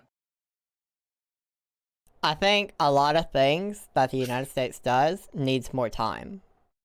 Yeah, I mean, Like, I the would not. qualifications in general to become a police officer are not what they should be at all. I know that North Carolina is around, I think, 650 to 660 some hours in a BLET course. I know every state's different and every department is different for what they require. But my professor was like, look to your left, look to your right. There was a lot of middle classmen in that room. Would you trust that person with a gun and a badge? And he said the same thing. It's like, hey, you're a graduating class of whatever. Like, I graduated in 16. Would I have trusted any of those people with a gun and a badge right beside me?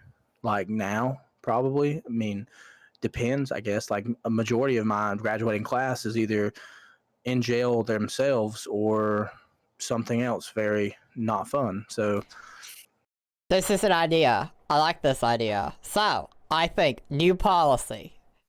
The BS podcast is going to enforce it. So, to become a cop, everybody that you train with has to agree that they would trust you with their life for you to have a gun. And if even one person says no, you're out. yeah, It has to be a consensus. it's really weird. Like, there's like SWAT. Like, you have to go to like pretty much SWAT school. I guess that's the way I could explain it. And if you're not like for the team for all the time, then you will be probably the first person killed in action. Like that's almost like, I don't want to say that's a fact, but definitely like it will show like the police culture is so ingrained, and especially in like specialties like that, to where like if you're not putting all yourself in, like that's why a lot of police marriages usually don't last too awful long, is because they're putting so much of their mental and physical in there that that affects your home life. And it's kind of sad. I mean, like I said, the majority of my graduating class is wanting to be cops. So, unfortunately, all this information that I have is just kind of like hearsay. It's just interesting tidbits, in my opinion. Not really going to help me in my legal career, but I know a decent fair amount about police work and the ins and outs of different, I guess, like theories of crime in that aspect. And I will say that there are shitty policemen, definitely. Like, I could pull up countless records of shitty policemen, but I will say that it takes a lot to do that job well. Not going to say that I'm not going to say that all cops do it well at all, but I feel like it takes a lot to do it well. It's fair. Very fair.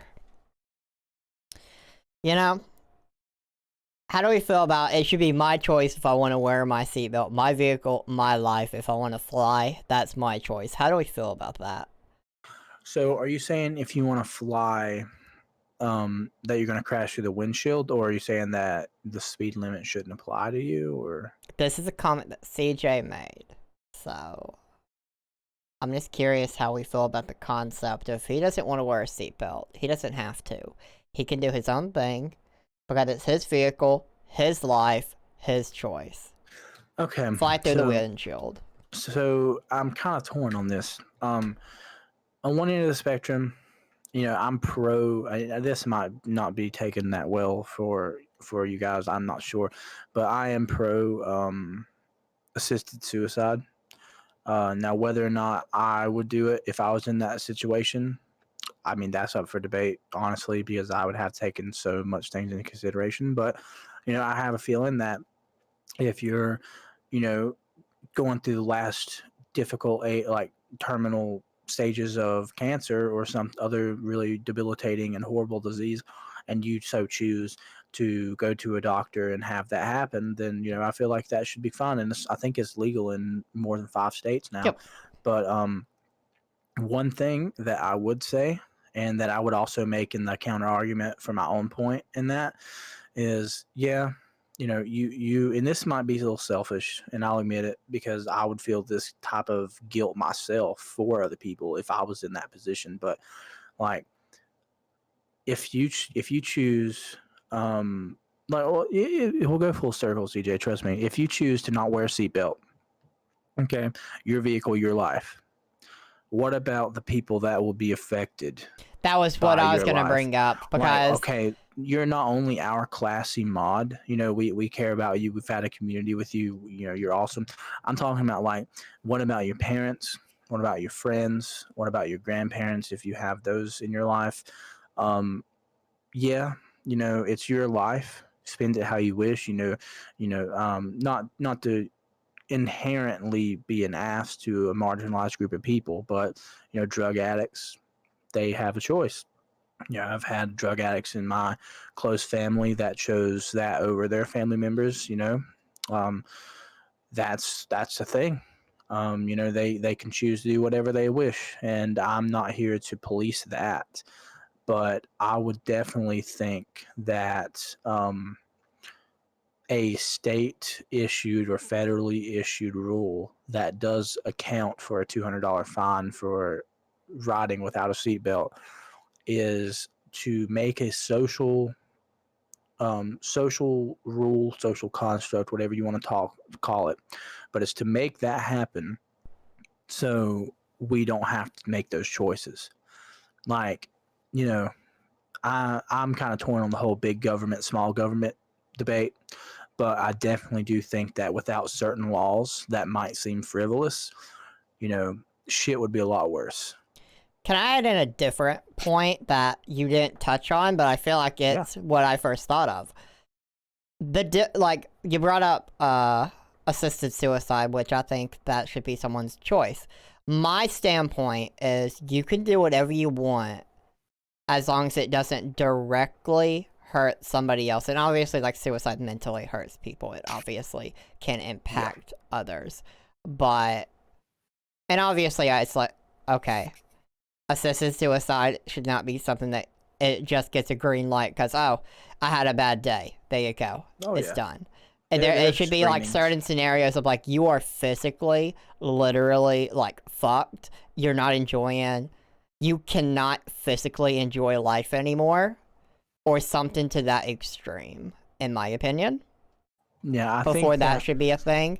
And the difference for me between, like, oh, assisted suicide and the seatbelt thing, because obviously those are two different things, but why I'm not okay with the seatbelt thing either is because, as I said earlier, my thing is, as long as it doesn't hurt other people reasonably, you should be able to do whatever. But in the case of you not wearing a seatbelt, if you were to crash into somebody else, and let's say you go through your windshield because you didn't wear a seatbelt, and let's say either your head is right there on the windshield or whatever, you just scarred that other person for life. You mentally fucked that person with your selfishness. So that is why I'm not for that at all. Yeah, and another thing, If you were to go, let's say you get, you still say that somebody is like, hell, 18 wheeler, high on stackers, finally coming down. You're on a highway, not the interstate. There's no median. It's like a 2-lane road. Clips you just hard enough for your airbag not to deploy, but for you to go through that windshield. Yep. Let's say, let's give you a real life scenario. A real life could be scenario. Yeah. Let's say that there is a pastor and his family coming home from, whatever, church barbecue, whatever, behind that 18 wheeler, and it's a little bit congested. So everybody's trying to get home from work. You fly through your window past that 18 wheeler because that 18 wheeler barely nudged you. To him, I mean, he's half asleep. He's still going down the highway like nothing happened. You're in the middle of the road. Out of an ethical almost priority, that next car, be that a passenger or even one of us. I mean, I do not want to hit a random person laying in the street. So I'm going to try my damnedest to get off that road. So do I hit your car again that's on the other side of the road, or do I go off into the ditch or gully? And if I go off there, then will my car flip? Will I die? Will my family die? As a result from this, or do I kill you and, like you said, have a mental scar for the rest of my life, have your blood on my hands, even though it wasn't necessarily my fault, but I would never be able to tell, yeah, I mean, that's just crazy. Or like a pile up, have traffic behind me do the same type of thing. So, yeah, I mean, I kind of understand that point of view as well. It's just crazy. I mean, it sucks. I hate to have that kind of responsibility. Like my girlfriend, she doesn't like to put the seatbelts on whenever we head out. And I'm just like, put that on. I'd feel like shit even it's not even my call. Like if she died because we were in a traffic accident, I would feel like shit, like complete and total shit. Yep. So, I mean, I don't know. I mean, not trying to be preachy or anything, but that's just my take on it personally. And I mean, if you're all by yourself, like if you're just like on private property and you're driving around, whatever, don't wear a seatbelt. If you're just getting out of your driveway, whatever, you don't have to wear a seatbelt. I'm not saying just because you're in a vehicle and you're moving means you have to have a seatbelt, but most scenarios you should definitely have a seatbelt.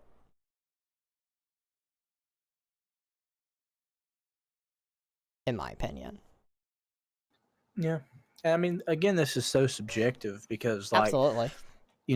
This wasn't even a law until after the 90s, or after the 80s, rather, probably would be a better, or during the 80s, maybe. Like, 60s and back, as far as there was automobiles, like, shit, most people used to cut those out, For sure. There's more people on the road now than ever, of course. There's more opportunity for people to be driving under the influence. So, I mean, if anything, those kind of annoying procedural laws are there to both not only protect your life, but protect the life of your family, and to try to make everybody try to look out for each other. Like one podcast, I believe I told you about it, the Forehead something, yep. General Sam, yeah. He was talking about driving for some reason. I can't remember the context, but all he said was, I used to drive like everybody, thinking that everybody knows, I'm over here in this lane. That person's not going to come over on top of me.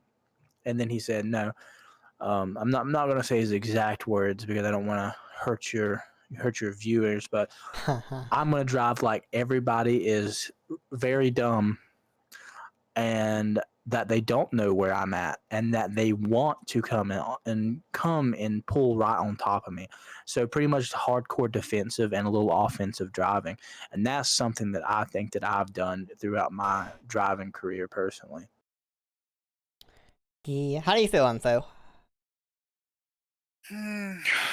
I've always been kind of torn on this because for me, these kind of laws are like, they also like put like a sort of mental thing on, because like I feel like a lot of people who might be feeling suicidal and stuff like that, like when they get into a car, they're going to put the seatbelt on and they're just going to be like, another day. But it like one of those days, if like the law wasn't there, they might get into the car and they might just be like, you know what, fuck it, and they're just gonna like go head first into another car, and it's not gonna be good in that situation either. And I don't know. I feel like you should, in theory, have the right to do it. Not wear one if you really wanted to, but at the same time, there's just too much. There's too much risk for everyone around you by you not wearing them, and I'd just prefer everybody did wear them myself. It's also I like mean, I don't think maybe the ticket should be that fucking high. Like Yeah, $200 for a sure. bit. yeah. It's a bit out there. I don't think getting a seatbelt ticket should fucking cost you a whole ass paycheck. I definitely don't think so. But I definitely think that you should still be forced to wear them. I I'd say mean, like maybe like $100 or 120 or something like that. Enough to make you not want to do it again, but not enough to make or break you. yeah. If All you right, were, so before you continue this discussion, I'm gonna be right Gotcha. back. I need another drink, so I'm gonna Okay. quickly get a drink because I went through this one much quicker than I thought. So y'all continue the discussion. I'll be back. Sure. In my theory, though, like if somebody's going to kill themselves, like if they've already committed to the idea of killing themselves, right? I don't think that a seatbelt law is going to stop that. Like, I don't think that that would be the whole argument there. I think that, like, if somebody's committed and they're like, okay, we're gonna, do this thing. We're gonna do it however they want to. I don't think that a $200 ticket's gonna really worry them. But yeah, I mean, definitely cops should worry about real criminals, not the seatbelts. I would like to flip that. Not that they should worry about the seatbelts. No. But the thing that you said, they should worry about the real criminals. Just as another discussion, miniature discussion until Wes gets back. Our prisons are crazy overpopulated. Like I want to say that the majority, over 70% of our crazy, like overpopulated prisons that we pay tax dollars for, that our state governments give stipends to if they're private prisons, all that cool stuff, are mostly populated by drug offenders, low-level drug offenders. And when you say they should focus on the real criminals, completely agree. Like, I feel like, and this is a crazy opinion, of course, drug possession and, lower class drug offenses. Of course, if there's any type of intent to sell, that's different in my own ethical stance on that because, you're endangering not only your lives, but the other people that choose to buy the drugs from you, all that stuff. But like if you're just somebody that is just chilling on the street doing heroin, do I think that just because you're doing and possessing heroin, you should be locked into a federal prison for 5 years and allow both myself and others to pay for that? No, that's completely stupid. Maybe a fine. If you can't pay the fine, then mandatory sobriety classes. If that doesn't work, then you just keep doing it. And maybe our system wouldn't be so clogged. But I don't know.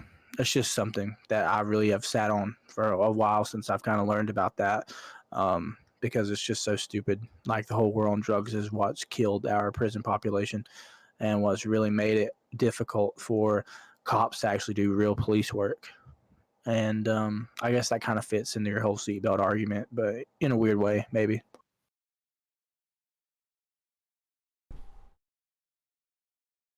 We went full circle with the war on drugs where you were going. Oh, did we? Well, I did. I was just saying something like CJ mentioned that cops should be worried about real police or real criminals, not seatbelts. And I was just saying how like over 70% of our prisons are overpopulated by low-level drug offenses. Yep. And just pretty much saying how like, bless you, they should Thank be you. worried about the real police work, more or less like the bad violent people, like domestic. Like I think that who should rather be thrown in prison for 7 to 10 years? Somebody that has an ounce of cocaine or somebody that beats the living shit out of their wife? Obviously, the Definitely, yeah. latter. Yes, yes, of course. And I mean, you know, that's just not the point. And then, there's a 5 year, and then this gets a little racy because this is actually a racist kind of institution that was ingrained in American law, sadly. But crack rock cocaine, which is the cheaper version of the drug, actually has over a 5 year disparity between the powdered cocaine, which was enjoyed by the richer class back in the 70s and 80s. And that is fucking stupid, in my opinion. Yeah, I can I don't definitely think you see should that. go to jail for weed at all. I agree with CJ. Agreed. Yeah. I Weed mean, is legal. the thing about heroin is that I mentioned the addiction issue before, as far as like the whole like it's your choice, blah blah blah, your repercussions. But I'm just one of the people that, yes, definitely 110%, I agree that it is somebody's choice to inject themselves with heroin. However, I do believe that at some point you have to come to terms and say, that in itself is like addiction itself is a form of a disease. Um, like, take this out of the drug context for a moment. We're all addicted to something. Yeah, like, with your Dr. Peppers.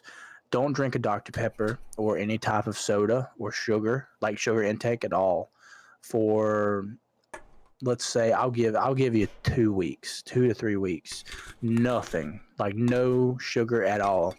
You're gonna have just as bad withdrawals as a low-level heroin user, and that's actually been studied. Like, it's not bullshit. It happened to Matt actually. When he cut soft drinks because that was the only thing that he drunk. He actually went cold turkey and started drinking only water, and he started having like headaches really bad, and like he started. I mean, he started having like all kinds of bad side effects, and he had to like start drinking them again in small amounts to get it to go away. I mean, I just feel like if you believe that, you know, let's I mean, of course, schizophrenia would be a disease, but like bipolar, if you believe that bipolar or even like severe depression, like not depression because of the circumstances that you're in, of course, because circumstances can be changed, but if you're just an all-around legitimately depressed person, like, and you haven't really, objectively, I'm going to put that there just so I don't, step on any toes, but objectively, to a reasonable person, you may not have anything to be depressed about. I feel like that is wholeheartedly disease, or like an anxiety disorder. Like somebody like, okay, myself, I suffer from an anxiety disorder. I've been diagnosed with that. I don't really take anything for it as of now, but like for some reason, I just have an over amount of anxiety. I mean, should I? No. Like I'm sitting here right now being anxious about applying and paying for law school, and that's like a year and a half away. So why the fuck should I be anxious about that here and the now? And, you know, I wholeheartedly believe that everybody deserves their own opinions and beliefs about things. I'm not going to preach about it or make a big fuss, but I definitely believe that if you think that, something similar to depression or bipolar disorder is a disease, then addiction would definitely be in that category, because it may not, it affects you physically, like we were saying with Matt, and of course, like the example with the sugar withdrawals and stuff, but also it's like the whole chasing the dragon metaphor, like you'll never get as high as you were the first time, and that's why they keep going and going and going and going. Like that itself is almost like a mental disorder, in my opinion. I mean, it's your choice to do it. Like it's not my choice to have anxiety, but at the same time, at a point it gets to where you can't control that choice anymore. I definitely feel like in my scenario, because like you can point at the Dr. Pepper and be like, oh, the sugar or the caffeine. That wouldn't be the problem if I stopped drinking it. That's wouldn't be my issue. The thing with me and Dr. Pepper, as a kid, one, and I've talked about this both on Discord and in podcasts and just in general, because I have never hit it. My father was an abusive alcoholic. That had an impact on me. I was bullied a lot as a kid. I had socially not the best time in school. The reason I made it through that is because I used this as a placebo to make everything better. And so Dr. Pepper has always been used for me to mentally make things better. So I know that even if I feel like I'm okay right now, which I generally feel like I'm okay most days, that if I stop drinking it, that placebo will completely go away. And then who knows how much of an impact that's going to have. I mean, yeah, I understand that. Yeah. My problem would not be the caffeine or the sugar at all. It's the placebo placed upon it that would cause my issue.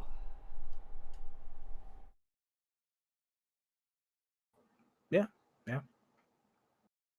But that's the thing. You can convince yourself of anything if you need it to.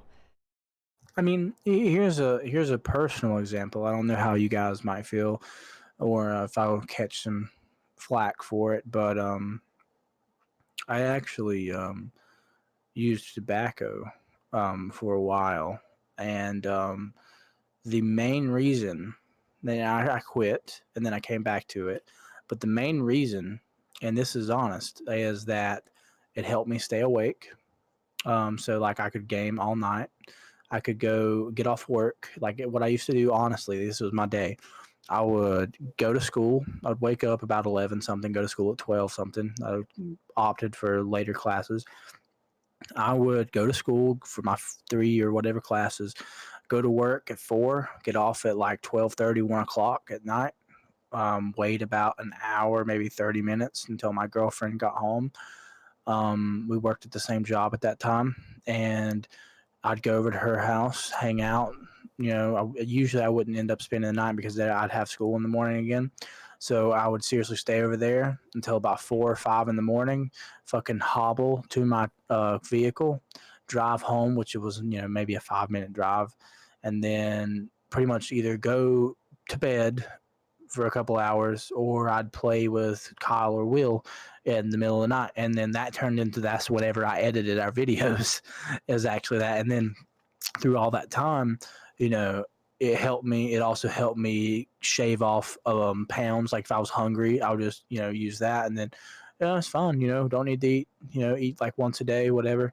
And that was me for years. And Kyle remembers, all that shit. But within the past year, my girlfriend actually found out about it, which I did. I will admit I kept that as a secret because I was disgusted by it personally. I didn't want that shit to be so known about me because that usually associates with the kind of people that have lifted trucks and go yee and have very wrong opinions about races. But I might be generalizing there. It might not be fair, but I didn't want that image is more or less what I'm saying. So didn't really tell anybody. She found out about it. Of course she didn't. You need to stop that. You don't need that. Stuff like that. And have I chucked on a couple pounds since then? Oh yeah. I mean, wish I didn't, but it happens. Can I stay up until 5 a.m. every night like I used to? Hell no. Honestly, probably going to knock out within the next hour and a half. But, to be honest, give me a pack of gum, I'm fine. I don't have any of those cravings. And I mean, it's been like I said, about a year or so or whatever, rough, give or take.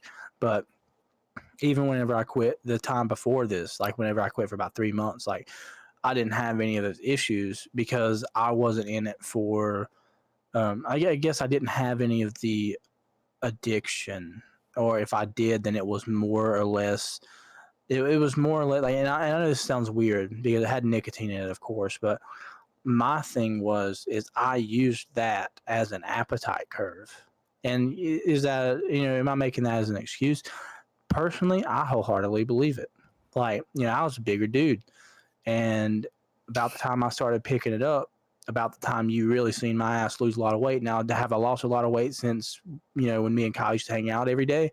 Yeah, I mean, I feel like it anyway. I mean, do that shit for 2 years mixed with going to the gym regularly, that'll happen. I mean, but that's just something in my experience, kind of like what you said. Like you wouldn't have the issue with the sugar or the caffeine. Some people are like that, definitely. Like I don't drink caffeinated drinks anymore, but that's because I'm 22 years old and had 3 motherfucking kidney stones.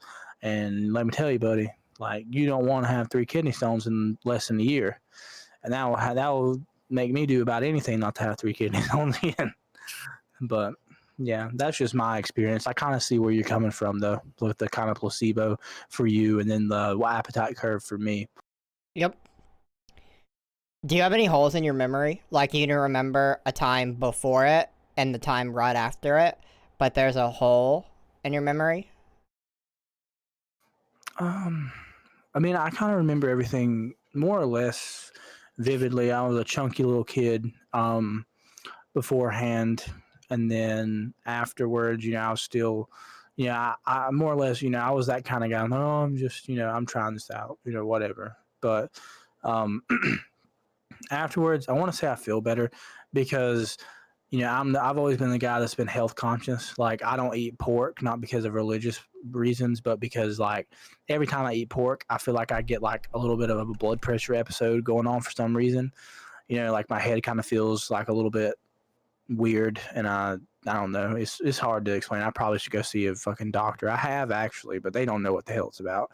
But anyway, I don't eat pork, and also because I don't think it tastes good because I've worked in a fast food restaurant that sells a lot of bacon, and no, bacon makes me nauseous to smell it or eat it anymore. But yeah. So I mean, I don't know. I don't really have gaps.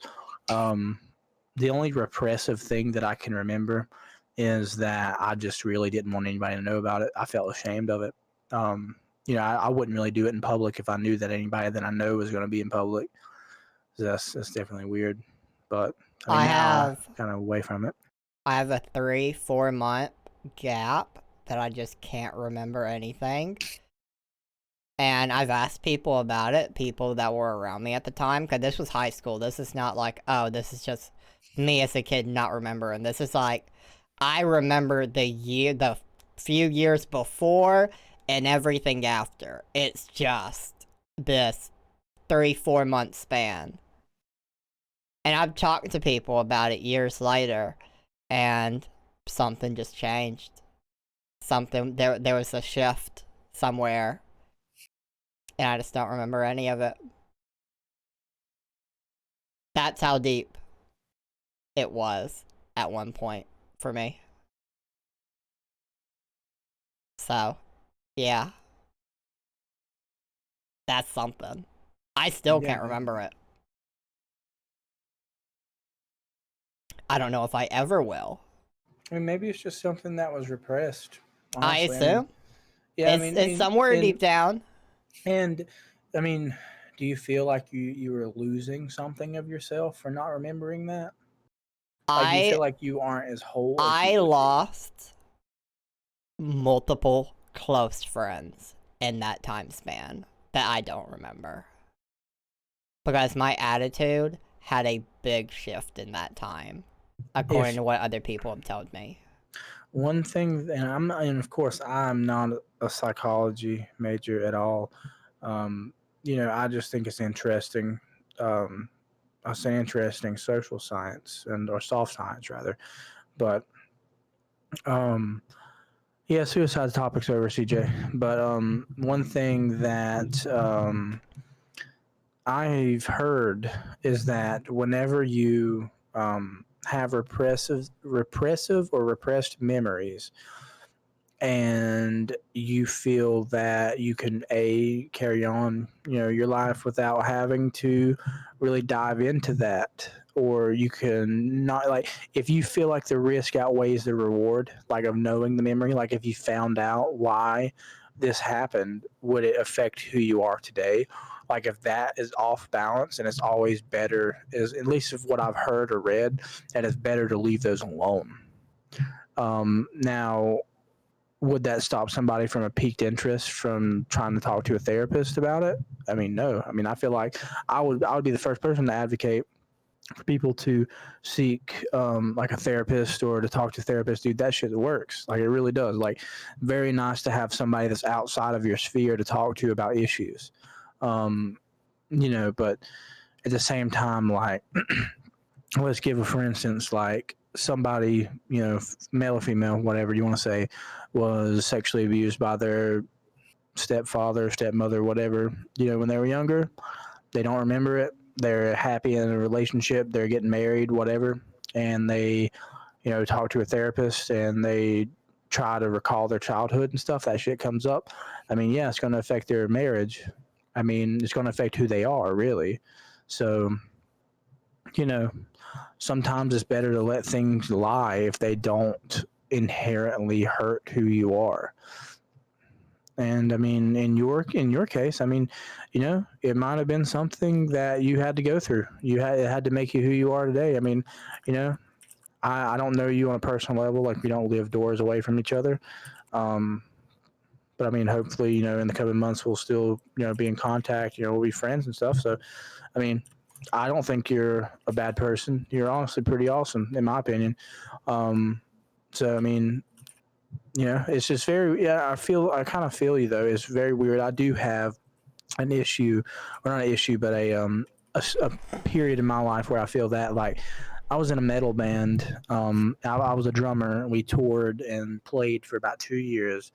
And my life before that, I couldn't really tell you all that much. I mean, I just remember one summer I played Gmod Bass Wars for every day for probably about 6 to 8 hours a day, and I was a moderator on one of the bigger things. But other than that, I really can't tell you that much. Honestly, I found a really, really, really old YouTube channel I made back whenever I was like probably 10 years old that tells me more than I can remember about who I hung out with and how that went. But yeah, after I kind of put the big boy pants on and started, you know, driving to New York and all this shit to play with these people and kind of living out of a van during the summer, that shit really kind of took control. And now I'm just kind of facing forward instead of looking behind me a lot. But interesting. Yeah, I definitely can see that. So, we have hit the 2-hour mark. So, I say we pick a final topic.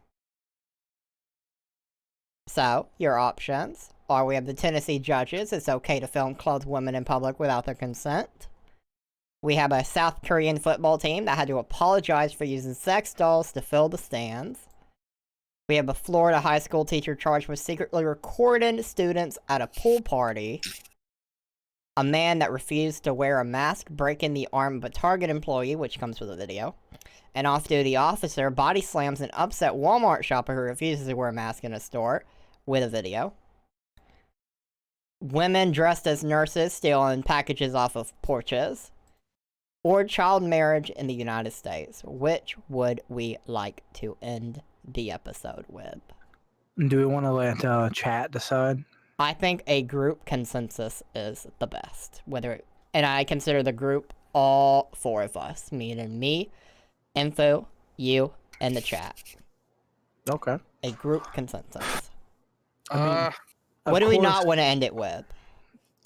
Yeah, let's go ahead with that. I'll let you guys talk because you guys know that I like this whole criminal justice stuff, so I don't want to step on any toes. Alright, Info, pick one of the remaining topics you do not want to end the show with. I want to say probably.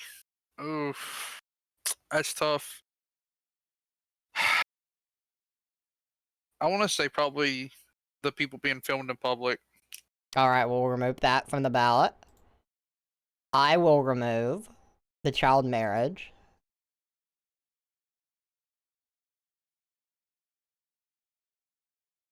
So, what does the chat want to eliminate? We're down to 5 options. And Cody, of course, you can think of which of the 5 you want to eliminate. If you need them repeated, I can repeat them. Could you repeat what we have left? We have the South Korean football team that had to apologize for using sex dolls to fill stands. We have the Florida high school teacher charged with secretly recording students at a pool party. We have the man refusing to wear a mask that broke the arm of a Target employee. We have an off-duty officer that body slammed upset Walmart shopper who refused to wear a mask in store. A woman dressed as nurses that are stealing packages off a porch. And actually, there is one more that's not tabbed for some reason, which is, I think, what we actually should end the show with. Because this is what you were excited for last week, Cody. I don't know why it's not tabbed. The Nintendo leak thing. That may be what we want to end the show with. I mean, yeah, that's definitely interesting. I'd probably say that my no-go would probably be the nurses that robbed the packages. Alright. So, I guess that brings us back to 5 options. So, with the Nintendo leak thing, that's like a couple weeks old now that we haven't touched on yet.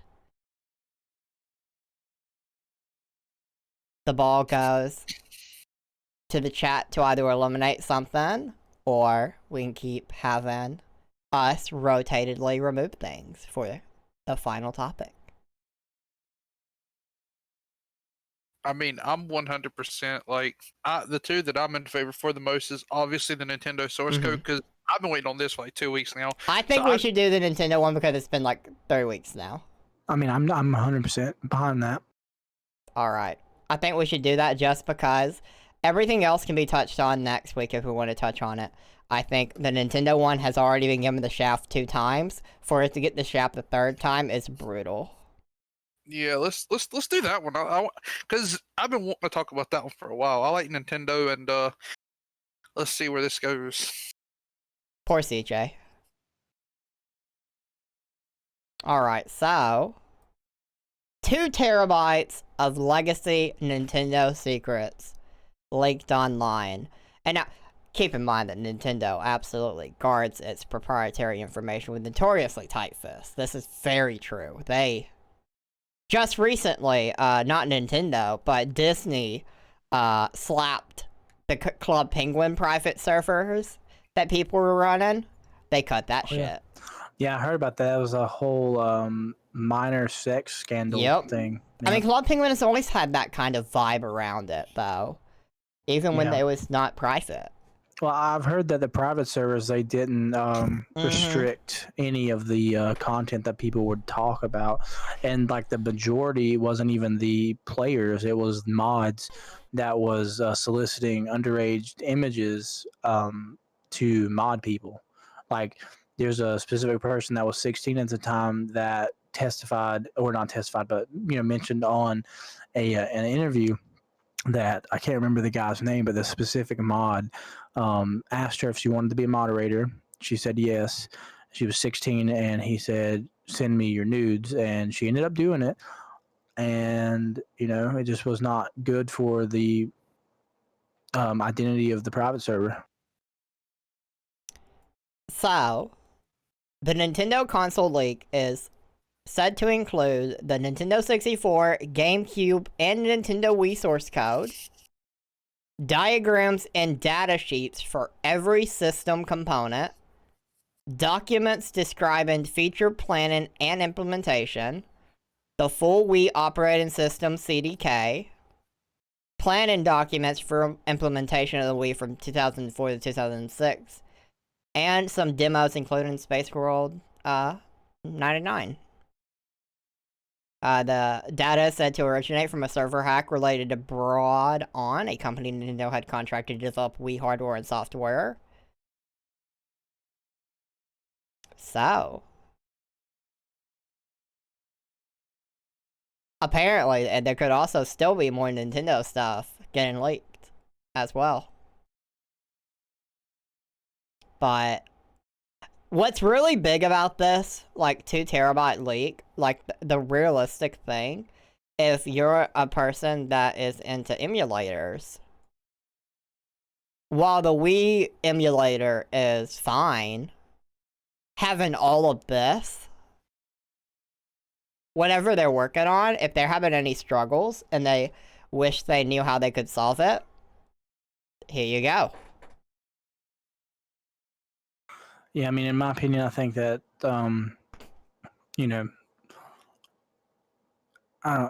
I don't know. I don't want to say that it was just a pissed off employee that did this, but definitely I feel like in some instances that's something that you have to think about. Like, people that already know that there are backdoors in systems like this and stuff like that. Um, what does this mean for the gaming community? I mean, one, are these things still licensed? Like if somebody used it without trying to turn a buck on it, would they be slapped with a cease and desist order? Could you prove that they're using it if they didn't tell you? I mean, I feel like in some points, like, okay, so let's say that you remember that whole Soldier Boy thing where that dude made like a console. Okay, so let's say that somebody was like, okay, here's a console, or here's a Raspberry Pi that I put this OS on, and you can play Wii games. And let's say that Nintendo were to get their hands on that firmware, be that a paid download or a free download, and they cross-reference this with what was leaked, then technically, if it's still licensed, they would have intellectual property rights. In my almost educated opinion, I'm pretty sure that's how that works. I'm not a copyright law person, but pretty sure that if you have a license for something, you are not allowed, or and somebody else takes that and tries to either make money or promote that. Pretty sure that is warrant for cease and desist. Yeah, I can feel that. I don't know. I feel like that's probably the reality of what'll happen if that was to be the case, but I just feel like you're gonna have a hard time proving it. I mean, it's fairly easy to prove if the software that you have is yours. I mean, it's all in the code. Like, this is true. That's very coding true. is I'm not knowledgeable on that, so I mean, it could be really easy. So coding is so complex that if I were to write a bat file or a batch file or whatever on my computer, you could try to write the exact same batch file that would do the exact same stuff, and we could have it.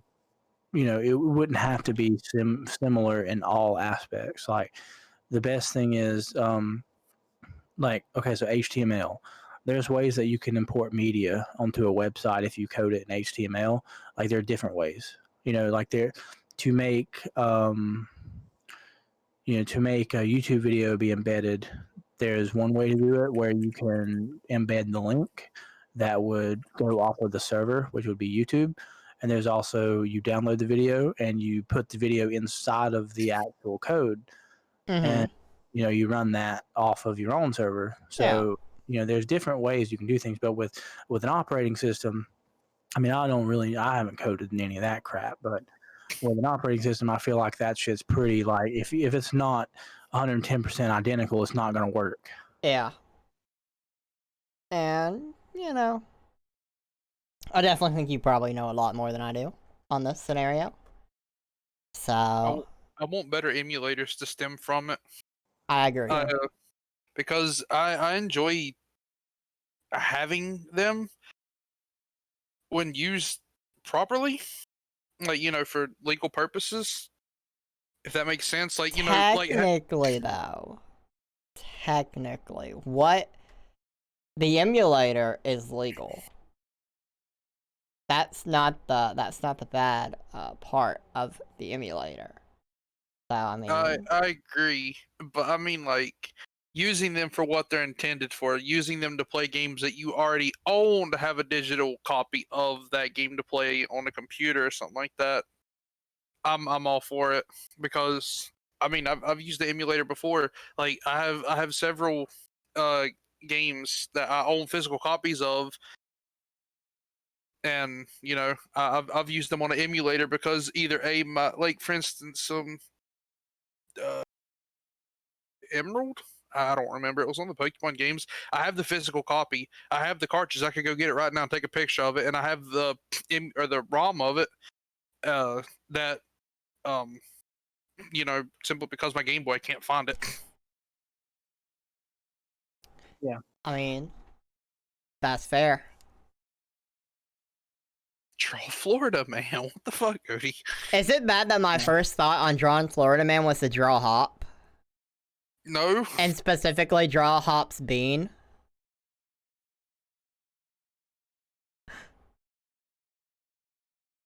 Which sounds way more sexual than it actually is.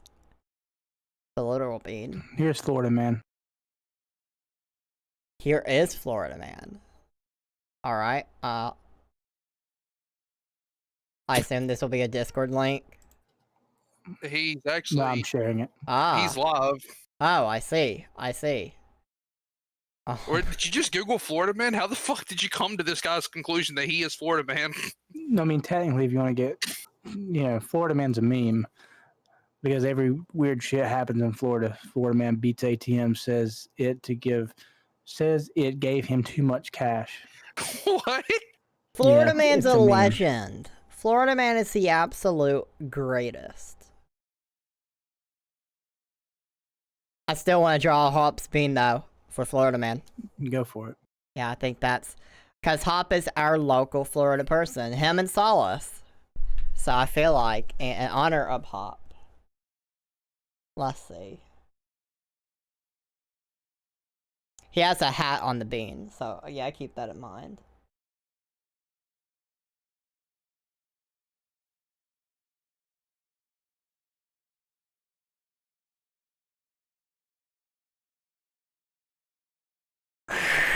Oh, this looks fantastic so far. Nothing wrong with this. Yeah, it looks like you're making a spaceship. Oh yeah, 100%. This is the best spaceship. 1 sec. You need to draw the rocket boosters on the bottom. Agreed? Alright, let's see. It has a mouth, right? It has the cheek things as well. Does it have one eye? It has two, but it looks like one. I can see that. Also, this should absolutely be filled in.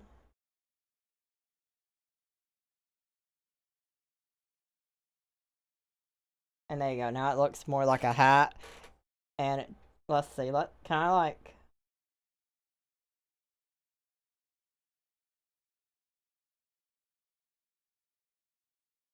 That kind of looks more like a bean, but not really. It looks great. It looks great. It's the best. Absolutely the best. Let's see.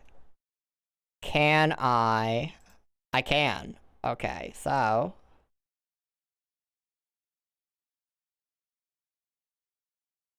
That did weird. Hold on.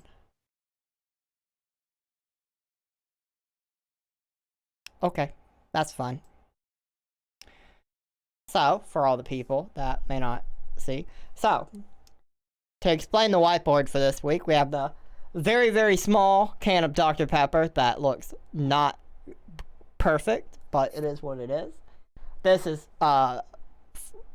basically flirty. This is what Billa wanted me to draw as flirty, with the theme of he had a wife beater on, he has the toupee mullet, gold teeth, big old fat guy, and he wanted everything to be in his stomach as things that he's eaten. So you have a Pokeball.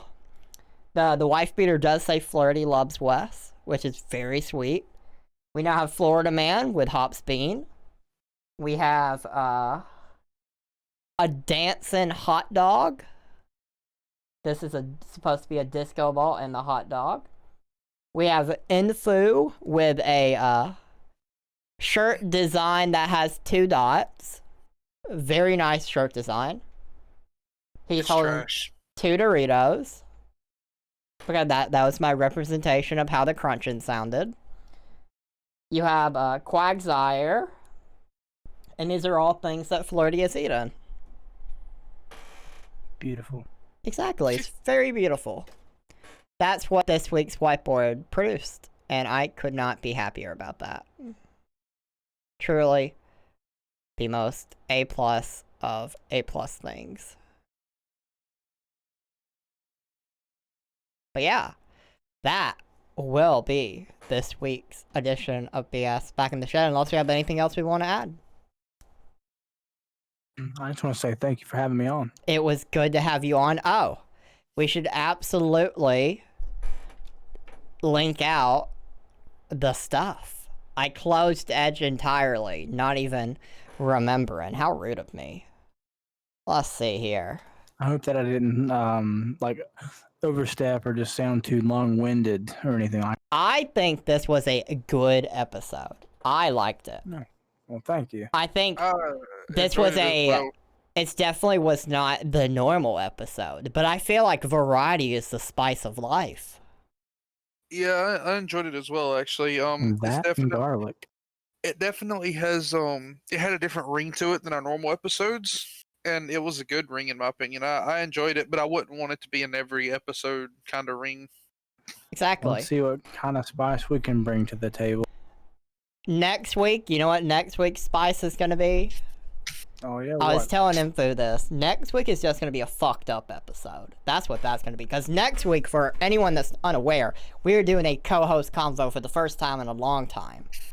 And we're just going to go into topics we don't bring up with guests. We're going to... Yep. I have multiple ideas already, and they are... We're gonna go deep diving, boys. We're going to deep dive on some fucked up topics that we normally don't bring up with guests because some guests don't want to talk about things, and that's cool. That's fine. I appreciate the variety. You had your different thing that you brought to this table. This was more a feelsy episode, and I appreciate that.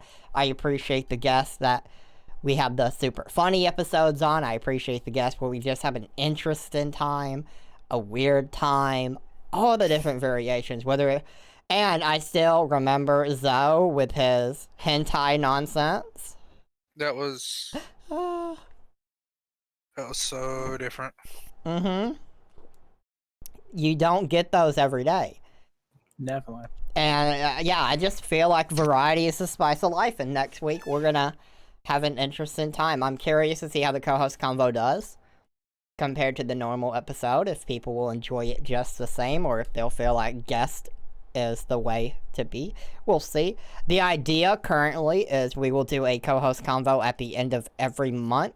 We may push that to like one in every 5-6 episodes, so we'll see. It depends how next week's episode is received. I think it'll be an interesting time. I'm excited for it. I enjoy having guests on. Cody was a good guest, good time. I enjoy Thank you. most guests. Honestly, I think most guests are pretty good. But sometimes you just need an episode to just... and Phil and I get to talk it out. Yep. And that's what next week is going to be. So I hope everyone enjoys next week. I hope y'all enjoyed this episode. I had a good time. And, you know, until next week, we will be back. Thank you again, Cody, for coming on. Everyone should go check out The Classy Gentlemen on the Twitch. Thank you for having me. And I hope to see you tomorrow as well. Probably. I will probably be around. The commitment grows. I'll be on the first ever episode of the Classy Cast tomorrow. Absolutely. That's going to be an interesting time. Yep. So if you guys enjoy podcasts, swing on by and I guess we'll see what happens. Absolutely. Goodbye, everyone. Goodbye. Thanks so much. See you next Tuesday.